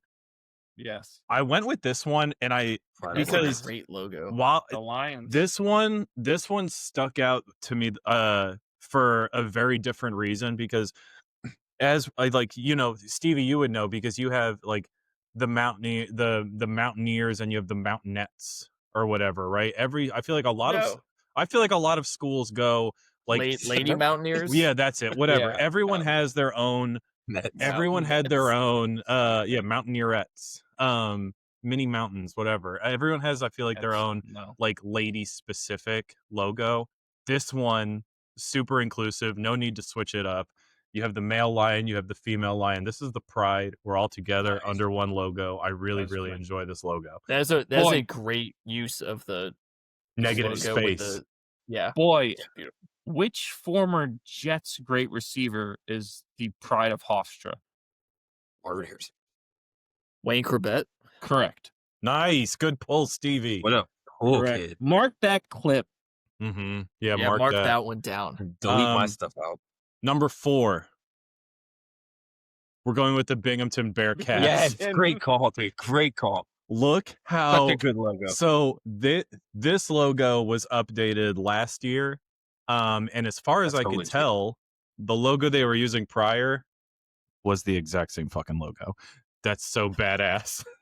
But look how absolutely yoked this Bearcat is. This is so reminiscent of, Al Gore in I was South about Park. to say it's a made-up animal. Yeah, made-up animal, but who gives a fuck? We're gonna wear it and put it on everything. What here we great go. Sports writer is a Binghamton alum.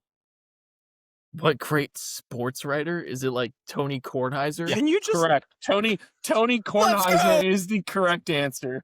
It had to be. That was going to be my guess. It had to be. It was the only one. It was the only one it could have been. Kornheiser. Number 3. Way to go. We're going with the Eastern Washington Eagles. Had to switch the color scheme up because you wouldn't have been able to see the black of the eagle.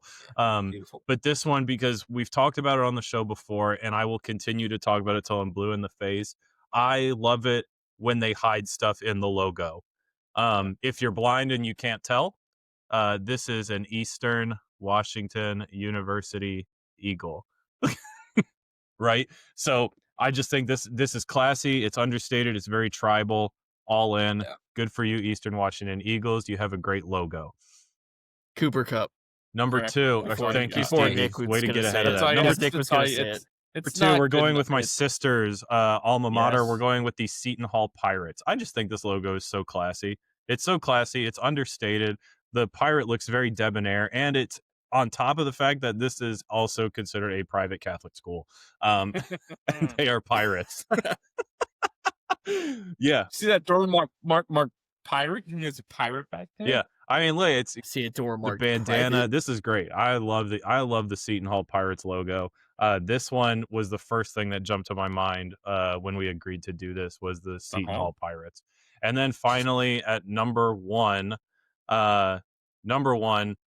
got the MSVU Delta Devils. Oh, yeah. Delta Devils. The Delta Devils. Oh my god.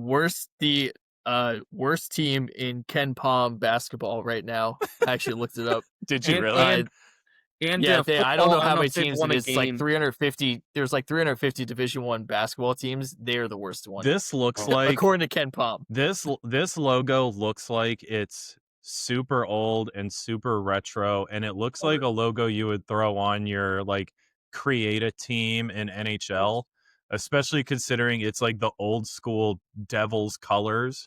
Yeah, right. You're going down. We're number 1. Yeah, but I love like this comic book character. The colors I think are so unique. He does look like a comic book character. He's just holding fire. They dot the I with a flame.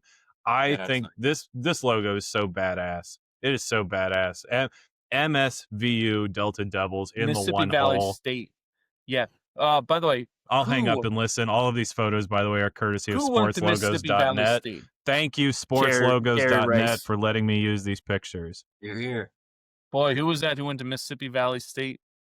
Jerry Rice. Correct. If you've ever heard of him. Nice. Greatest football player ever, by the way. Used to catch bricks from his brother to improve his dexterity in his hands. All right. Disgruntled Bama fan, do you have a list for us? A presentation? I don't have a slideshow. I do have a list. Shit. Can you pull these, Kamala, at the same time? Because these are same logos. I'll give you the conference to give you a heads up. Give me one. Yeah, I'm going to mute so you guys don't hear the clicking of my keyboard. Okay. Let me do this. So I reserve the right to change my top 5 college logos on a whim. If I'll do my best to keep up with you, but we'll see what we can do. This is quite possibly one of the hardest lists to put together. And of course, it's completely subjective, although there are still right answers. So, okay. With that out of the way, when I think about the top 5 college logos, in my mind, there are really 2 components, 2 categories of how to make a great logo. And one, you got the tangibles and you got the intangibles. So tangibles, I'm talking about the eye test.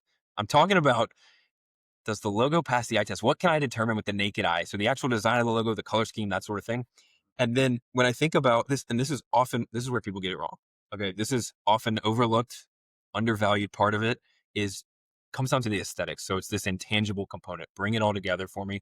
Does the logo align with and match up with the overall school? I love when you talk dirty, Neil.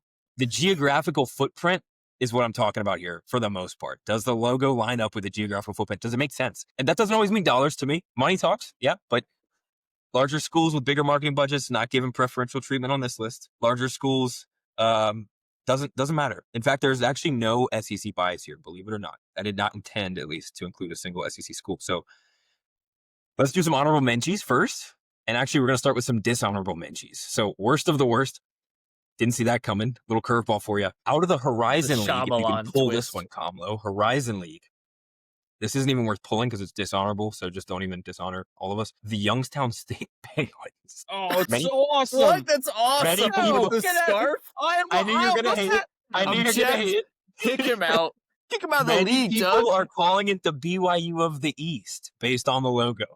And It's a remember, penguin class, with this a university is scarf. located in where, everybody? Ohio. Youngstown, Ohio. Ohio. Fortunately, It's so I've never good. needed Are to you be in kidding me? Ohio, so I can't actually confirm. But the early reports from the genesis of American society up until present day, 2025, in the year of our Lord, 2025, tells me there aren't actually any Penguins in Ohio. So what are we doing here, Youngstown State?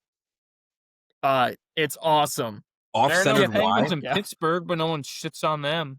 Ah, that's got a great logo. This guy's not even all that. Are you kidding me? All right. Fighting one other dishonorable mention. Fighting out of the Ohio Valley Conference against the Youngstown State Penguins in the we'll call it the Purina Dogwater Bowl for the most obvious low energy, zero participation, copy and paste effort for a logo of all time, the TSU Tigers. Winner gets a dumpy water bowl as a trophy.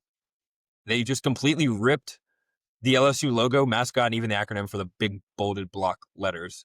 And they just threw a little T on the L part and acted like it was a true or false answer when you're in grade school. And they didn't really know, is this a T or is this an F? I don't know. I'm just going to put a little bit of just all around embarrassing effort, in my opinion.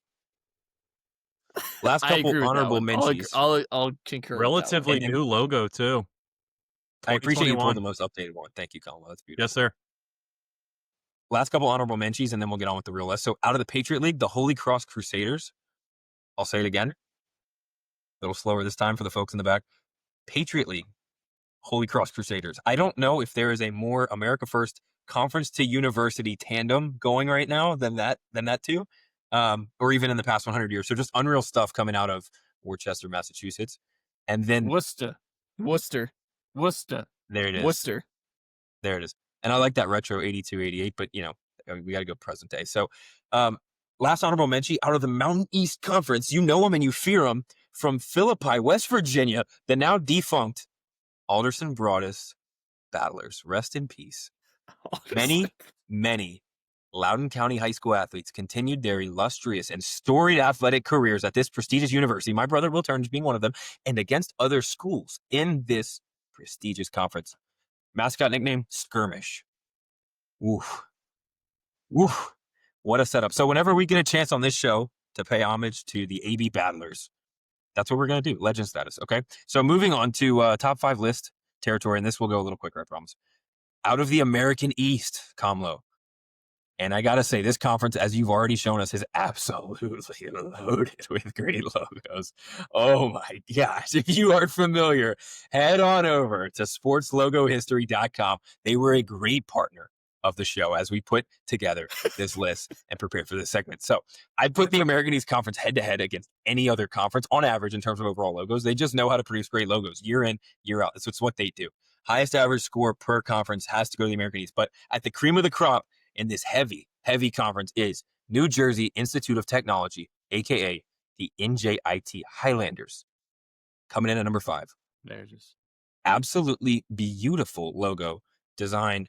Just evokes so much emotion and passion. They've got the William Wallace from Braveheart in 2D right here on our screen, folks. It's so the good. red and gray It's so Scottish good. warrior. Are you kidding me? With a sword and the shield and the long locks. Get you some of that. Just an absolute Chad patch. You'd put that right on the shoulder and you're going to war. Like, you just know what time it is. So it's a shame that the team, I'm talking about the basketball team here, men's basketball team, has flat out stunk in conference play this year because actually the last 2 years under head coach Grant Bielmeyer, because they've got the logo of an undefeated squad. He's a Seton but Hall their alum. record in conference play is heinous. It's 6 for 26. Okay. And 13 for 46 in the last 3 years. And as we say in my house, that is absolute garbage, poo-poo, heinous. So moving on to number 4. An improvement for what they normally are. Hey, okay. When we're done It's about recording, consistent. when we're done recording, say that head coach's name to me afterwards. I have a funny story for you. Okay. It's got to be off air, though. All right. Perfect. So, number 5, NJIT Highlanders. What a great logo. Number 4, coming in hot, representing Conference USA, the UTEP Miners. Gotta show some love for the UTEP Miners. Kamlo's just gonna.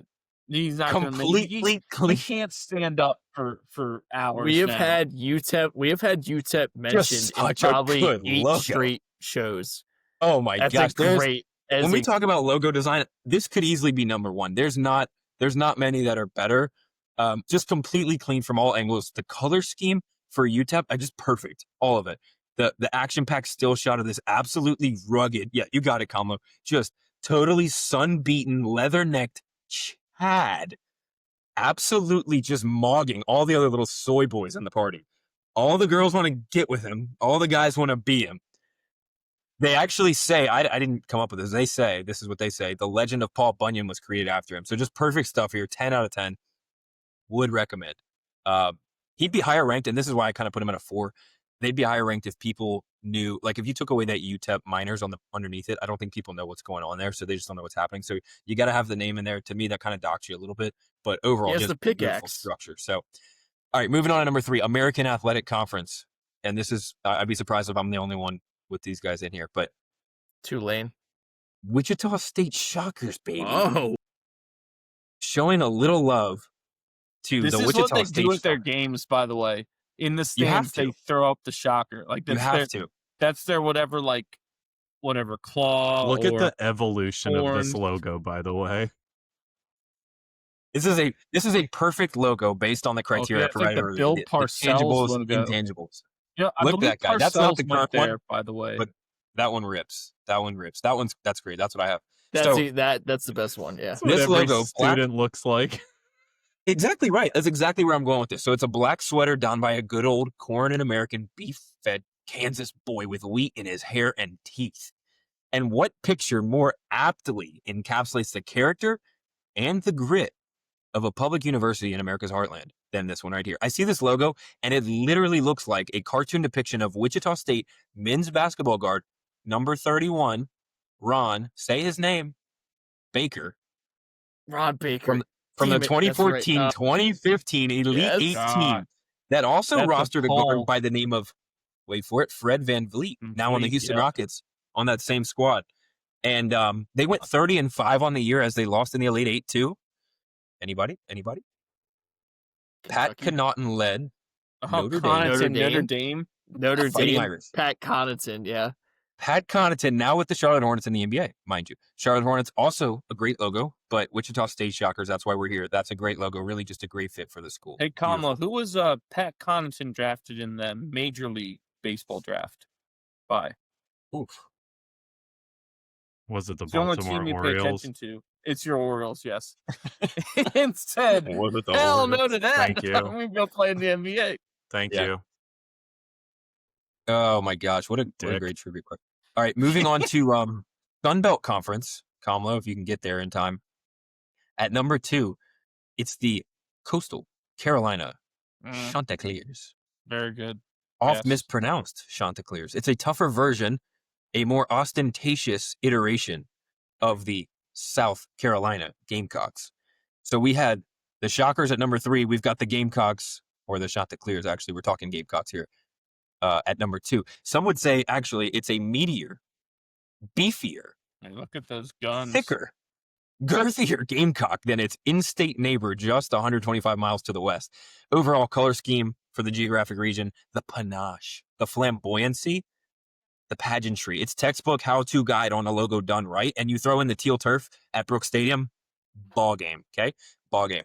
That's beautiful. That's how it's done. And number 1, look, you guys are going to hate me for this. I don't want to do it. I didn't want to do it. I don't know if, I'm going to do it, but I don't want to. It's an SEC school, and I'm going to come clean. I used a little literary device at the beginning of this called a bait and switch. And I said at the beginning, I'm not going to use SEC school, but I had to. I'm not sure there's a better logo for a school. It's the Florida Gators than the brand that needs no name attached to it. Interesting. So simply just the mascot animal tells you everything you need to know. Reigning national champs for basketball, stringing together a good start to their season this year, 3-1. All right. Give a little hoops talk on the pod here. Back-to-back national champs, 06-07. Are you kidding me? Dude, this logo's fire. 79 While to the 94. legendary, yeah, there's some good ones too. The retros are nice. The legendary and storied football program, we all know from 06 to 08 won a couple chips as well. So what really stands out about that 06 run is for both the men's basketball and the football programs, the BCS national championship game was against the Ohio State Buckeyes. Florida wins 41-14. And then 3 months later, Florida plays Ohio State in basketball in the men's national tournament championship game, and they win 84-75. So Florida wins basketball and they win football in the same year. It's never been done before, and it was the only time it's ever been done in history. So just a really odd stat, but that's the list, and I'm sticking with it. So that's what you Let's get. Give it up for Neil. First favorite list on the show, and he killed it. Absolutely killed it. Can we give him a lot better than round of applause? It's a lot better than our Tennessee Volunteer guest that wasn't prepared for his. That's what prep work does, boys. We don't go to Alabama for nothing, okay? Alabama, Tennessee, they call us the Harvard of the South. Damn right. All right, Combo. Not to put you on the spot again, but that's fine. It is really nice having the logos up there. If you can help me out, hey man, give me the ball. You know what I mean? Give me the ball. I have one honorable. I have one honorable mention. I didn't keep everything as modern. Yeah. The Davy Crockett Tennessee Vols logo. That's a good one with the rifle that goes under. Yes. That is absolutely love that. Good logo. There it is, the middle one. Yeah, that's a winner. The Davy Crockett Tennessee Vols logo. That's a sweet one. I think that encapsulates the volunteer spirit. I know people love the Power T, but that's a great logo. Moving on. They'd number win 5 more games if they had that. I agree. They'd be tougher too. Number 5, Tulane, their modern logo. Yes. Yeah, it's so ridiculous. The green wave. It's just the angry. It is a blob, but he's got the megaphone. It's just an angry green wave. I love the modern logo. Why I oughta. Why I oughta. That's what was going on logo. In '98 where they were like, "Fuck it, throw a bird in there." Well, you know what Louisiana's nickname is. Who gives a shit? Pelican State. It's on their state flag. That's why New Orleans is the Pelicans in NBA. That's why there's another one there. But 64, let's just bring that back and throw a little blue in that bitch. Yes. Give him a little blue hat. Like he's got a toupee. That wave has teeth. Yeah. But look, he had teeth here. It was facing the other way. It's the exact same. Yeah, it's just facing the other way. Well, he doesn't have the megaphone. He has a flag there. Fuck the flag. Give him a megaphone and give him some fucking hair. And we're call it a day. And turn the other way. People love retro They'll never shit. notice. They'll never notice. I love it. I love that logo. Number 4. Woo! All right, moving on to number 4. Early 2000s Maryland Fear the Turtle. Oh yeah. If I didn't hate Maryland so much, I would applaud you. I know, but it's a great logo. Yeah, they had some good ones back then. Yeah, yes, there it is. Yeah, that's a legendary stuff. 2005, doesn't 2006. matter. All of those. Doesn't matter, either one. Steve Blake, Juan Dixon. Give me some of that. March Madness. Lonnie Baxter. Zero reason Chris to ever. Wilcox. Chris Wilcox, that's right. Yep. Zero reason to ever go against that logo. I have no idea why you would rebrand against that to what they have now. No, you know why they did it, boy? That's probably about when they left the ACC to go to the Big Ten. Yeah, it is. 2012, yeah. It is. That's it's a terrible rebrand. Yeah, bad trade-off. My next one, that's a pretty sweet one. Fucking my next one is the Wyoming Cowboys modern logo. Good one. Great call. Great color scheme. Yeah. I absolutely love one of my favorite parts about this logo is it's on their state flag. No, it's on their state flag. It's awesome. Hey, if you've ever been, boys, this is a gold rush. Rogers is sweet. Yes, it is. It's great sandwich. But if you've ever been to Wyoming, you'll see this on their flag, and it encapsulates who Wyoming is as a state, as a people. The Wyoming Cowboys, awesome logo. I love the color scheme. Also the biggest producer of coal in this country. Here. So Wyoming, Wyoming Cowboys. Nothing great gets logo. your juices pumping like a good lump of coal. Speaking of coal, West Virginia. UTEP miners. UTEP miners. They're not mining coal in UTEP. West Virginia, the state outline with the W in the middle. Yep. Yeah. Didn't see this coming. The one you hung up in Gus's? That's the one I hung up in Gus's, yes. Yeah. The local sports bar that I was like, we have to have a flag in here. So I got that flag, that logo. That's my favorite West Virginia logo. The flying W is iconic, but that's my favorite one. They word arted it and tilted the WU part just a little bit to the left. It's beautiful. Word arted. It's nice. It's a beautiful logo. Yeah, and my number one, Neil, this one's for you. Alabama elephant through the A. No way. Yeah, they do have some good retros. The first one. There it is. That one. Yeah, that's my favorite. That logo is so good. And I see why they had to move away from this because it was so expensive to do all the detail. You couldn't print it. Print it, stitch it. Nope. Yeah. Fuck it. Dumb it down. Yeah, that's nice. That's a great logo. I absolutely love that This is a charcoal sketch. That's what's so good. Vesh, look at that compared to the Alabama A next to it.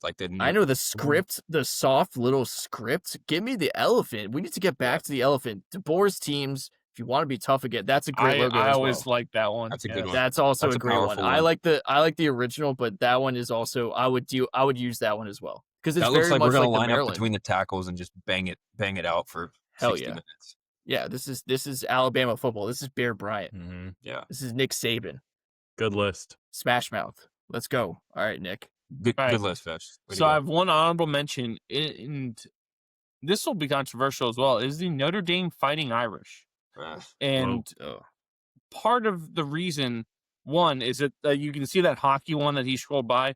They've developed these sports-specific ones, which are actually pretty cool. That's what deterred me from picking them. If I'm being totally honest, is that I'm not a fan of them switching up the leprechaun. Right? Don't change history. I like it because of the fact that they have this. Rudy. I really like the intertwined ND. It's as recognizable as it comes. It's simple. It's easy. Everyone knows exactly what it is. And then you pair it with the very offensive, possibly drunken fighting leprechaun. And it's everyone knows what it is immediately, right? And so I like that they went with the sports specific one with the leprechaun. I don't find it offensive. This doesn't do anything for me though. I know this is your list, not mine, but this doesn't do anything for me. I look at this as just 2 letters. Go back to the leprechaun ones. Like that's the leprechaun can have some. Yeah, you can get some actual. And so when you, in my opinion, when you pair the intertwined ND with the leprechauns that they've had, school had this long of a page. Exactly, and then crazy. Exactly. That's kind of egotistical. Catholic. That's kind of my point here of why they're my honorable mention is that it is so just recognizable, seems unique, to have pointed feet of some kind. Ridiculous, really, is what it is, right? And bonus points for just saying I don't care about being offensive to people. We'll just do this anyway, right? Crazy. Number 5 is the Stetson Hatters. Yes. Good pull. This is a great logo. Baseball team, by the way. Great baseball team. Which multiple time Cy Young Award winner played shortstop for them, boy? Jacob deGrom. Correct. I am on a heater. Dude, that's 3 in a row. This logo is great because what you guys said about the negative space. Yep. Yeah. Right. You can see the Stetson hat in it, but it doesn't jar. It's not jarring, right? It doesn't, you don't lose track of what the S is, right? It all fits together. That is an excellently designed logo. That is really talented. Like whoever came up with that ability to that's like the Hartford Whalers, really, to merge those together. It reminiscent of that. So Stetson Hatters number 5. Number 4 is the Hawaii Rainbow Warriors. And the rainbow. No, both current and old, both of them, because the current one with the H pays such tribute to that Samoan lineage. Correct. That or whatever you want to call it, Polynesian, Asian Pacific Islander culture. Guys that do Again, the haka. it's on that level of like Maui. the Notre Dame, like it's immediately recognizable. You know when you see it, that's Hawaii because it fits so perfectly with the culture and the people with it. But also the previous logo that you had there with the look at that is freaking sweet. And they have some of those logos that have like an actual warrior like skating down the rainbow. Like like this. Hawaii did a very good job. Up to 2,000. That's crazy. Yeah, Hawaii's logos, the Rainbow Warriors, awesome. Reminds me of Cole Brennan. Yes, rest in peace. Take the a great look Cole Brennan in a book. It's reading Rainbow. Ashley Lilly, the boy would know that one. Number 3 is the Texas Longhorns. I will go horns down all day because I love the fact that they get so offended by that. But the Texas Longhorn logo is iconic. Yes, it fits all of it, and it's simple too. But yet, it just same with their jerseys, right? Where it's simple, but there's little complexities to that. Mad cow disease. That one's good. That's fucking sweet. Still prefer their current modern Texas Longhorn logo, though. Yeah, it's just. Again, it fits the simplicity, but exactly, right? You see that immediately on anything, and it's Texas Longhorns. That's what you went with? I will go horns down all day, boy. You missed me. You missed what I said. It's about the iconicness of it. It's in simplicity, and it looks good. The color scheme, all of that. The burnt, the burnt orange that is only for them, right? Yeah. Number 2, with comma on this one, the Eastern Washington Eagles. Let's go. Is this the first one that we've repeated tonight? Actually, that's shocking. Yeah, think so. I'm actually surprised, especially for this group. Sorry, I missed it. Eastern Washington. There we go. Yeah, it is. Look at this PBS logo. It's hilarious. Yeah. But the current Eastern Washington logo, like you said, comma, that's about as good as you can do a logo. It really is. It says everything about everything.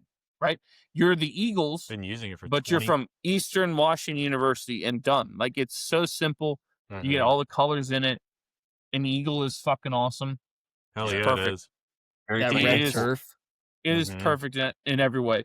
And my number 1, and I'm actually shocked that no one had this. This was on my list, and we went with best sports logos. Yes, a while back. Is the Washington State Cougars. Yeah, Wazoo. You love Wazoos. Yeah. Oh, I love it so much. Maybe the reason I love it so much is that I had like that aha moment that like I was this many years old when I you learned. Were gonna pick this one, right? Yeah. Washington, the USU. State. It blew my mind when I learned that fit in because just when you don't, at least to me, when you didn't know that was there, I didn't see the letters at all. Thought it was one of those Josh Allen hats. It's one of those like 3D the 2 wine glasses. You have to have deep focus. No, but that's not true. You need to unfocus and look through it. Yeah, this logo, the Fighting Mike Leaches, may he rest in peace, the true pirate. I blew my mind when I learned that all that was in there. Almost like when you learn the Islanders logo has Long Island in it, like the actual island is in the Islanders logo. That might be breaking news for me. Things like that. The whaler, like where you just go, holy crap, I didn't know that was there. Blew my mind. Yeah. Wazoo Cougars deserve old Crimson deserves all the credit in the world. You ever seen Nick Veggie? You ever seen a FedEx truck? You'll love this. They have an arrow inside the D. They do. Yeah. That's all you, baby. That's all you. Also, fun fact about Washington State logo there. It was student submitted, from what I read and researched. So that's pretty cool. I like that. Yeah. Yep. Good stuff. Anything else before we get to what to look for and wrap up this debacle?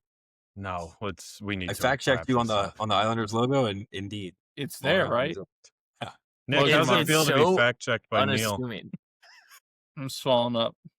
You know what's actually pretty sick is this other logo. Not that we're gonna get off topic here, but this other one that they've got with like this. If you want to pull it, come the fisherman. Sick, yeah, that was the. I haven't seen that one. That's dirty. Yeah, that is much 95 rude logo, it says. by Islanders faithful because that logo came about during a time where their like owner was just a complete shitbag and like Yeah, but just that is an awesome screwed them logo. all. It's Yeah, sick. it's sweet. The colors are nasty. Because the whole jersey too is super. Like the swish, it's so 90s. Look at the swish right here. It's like teal. Yeah. If you teal in there for whatever reason, that is a good logo. But that was the worst times to be an Islanders fan, which I couldn't care less because let's go Rangers. Fuck them, that's why. Yep. Hey, before we move on, I want to just call out something you guys talked about last episode was tight ends, and I'm just glad that Nick Vesey put Heath Miller in there because I was going to have to say something if nobody pulled Heath Miller for tight ends. So shout out Nick Vesey. Heath Miller. He's not going to miss it. He's UVA. I was going to say he's not going to miss a UVA Swords player. Creek, Virginia. That Heath Miller. Yeah, that Heath Miller. Where's Swords Creek? Thanks for asking. Southwest Virginia. So he chose UVA over Tech then. Basically, drove a little further. Yeah, basically. A little more prestige.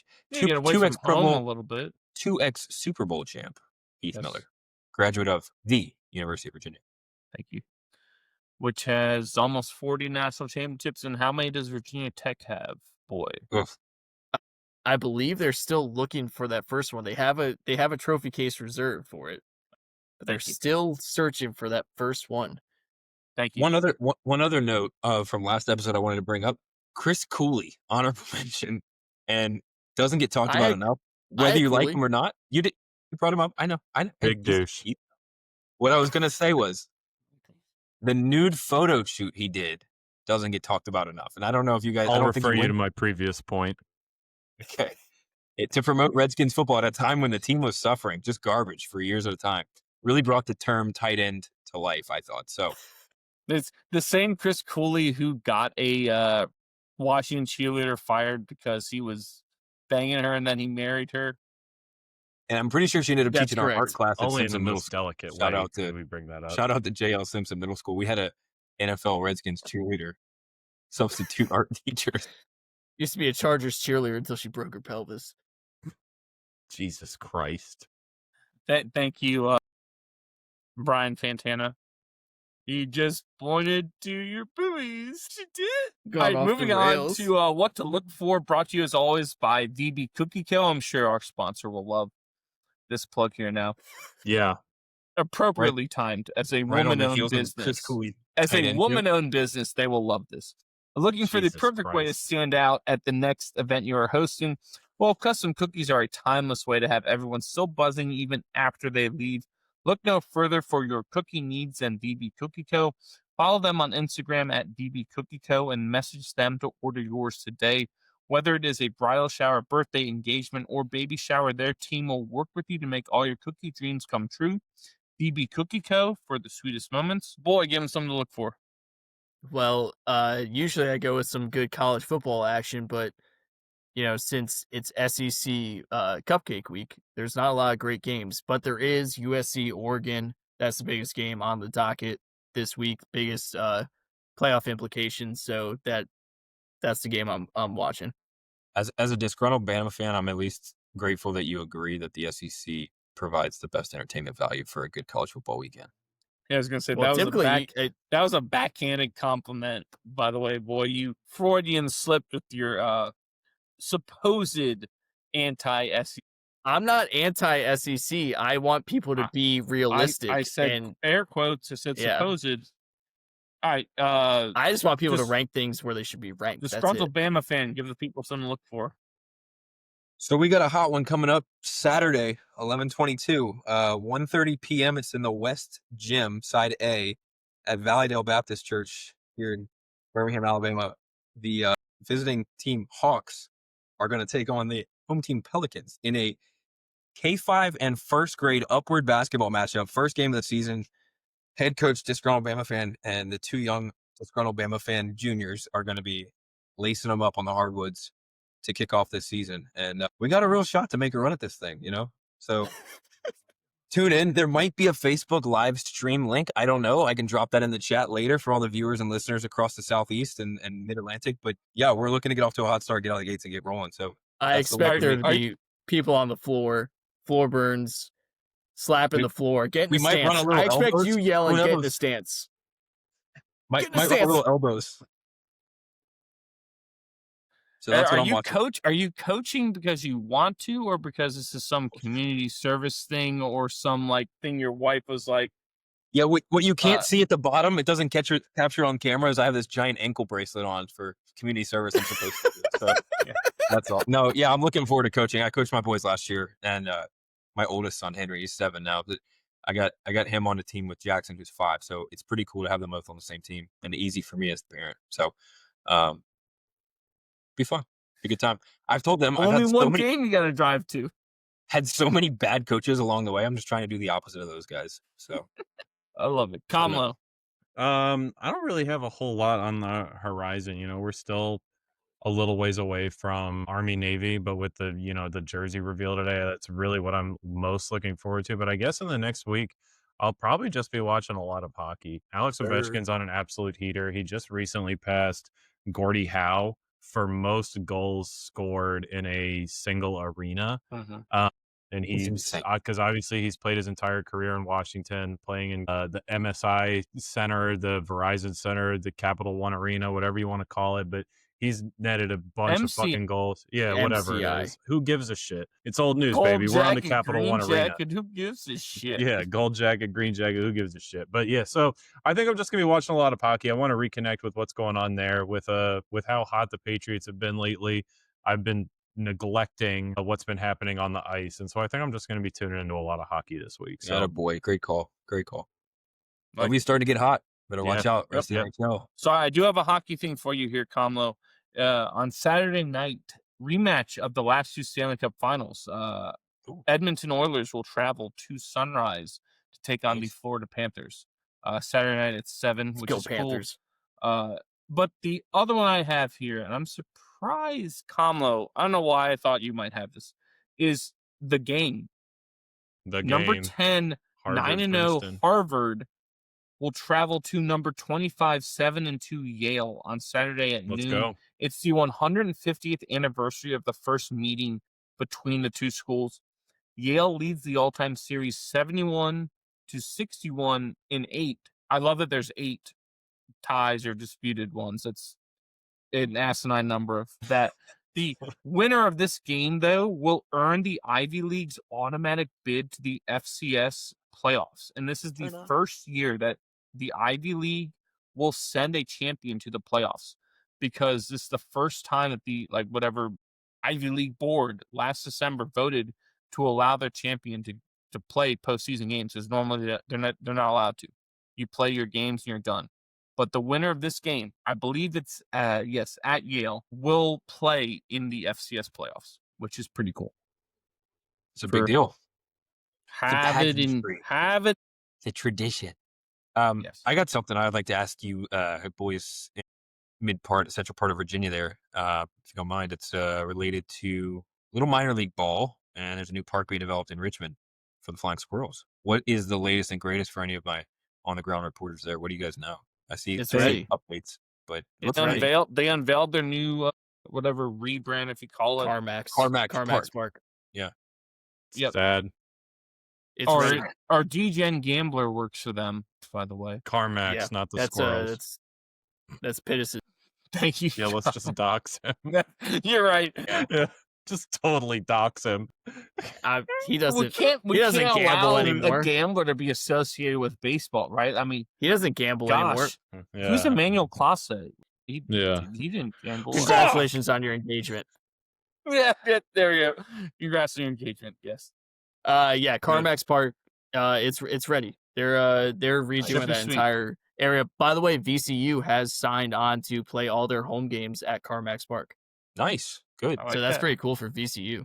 Yeah. Well, didn't they normally play their Are they games just at gonna the Diamond? blow No, up the they would old only stadium? play the big games. They would only play like when UVA came to UVA would town, come or in when and West play the Virginia Diamond. came to town, or whatever. They would play at the Diamond, but they now are playing all their games at CarMax Park. That's good. VCU is a good team in that conference. They're a perennial contender to make the NCAA tournament. So good for them. All right.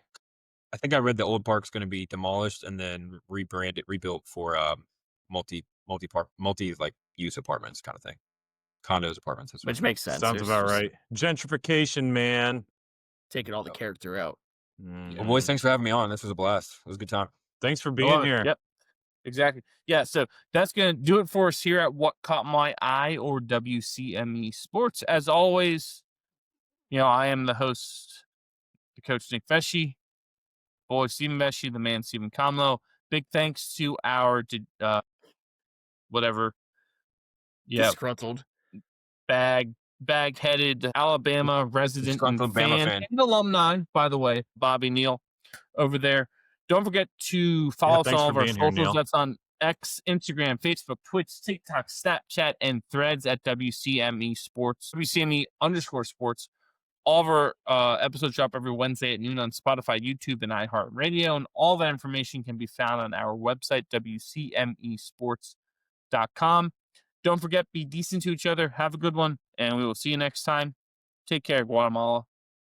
Good night, Canada.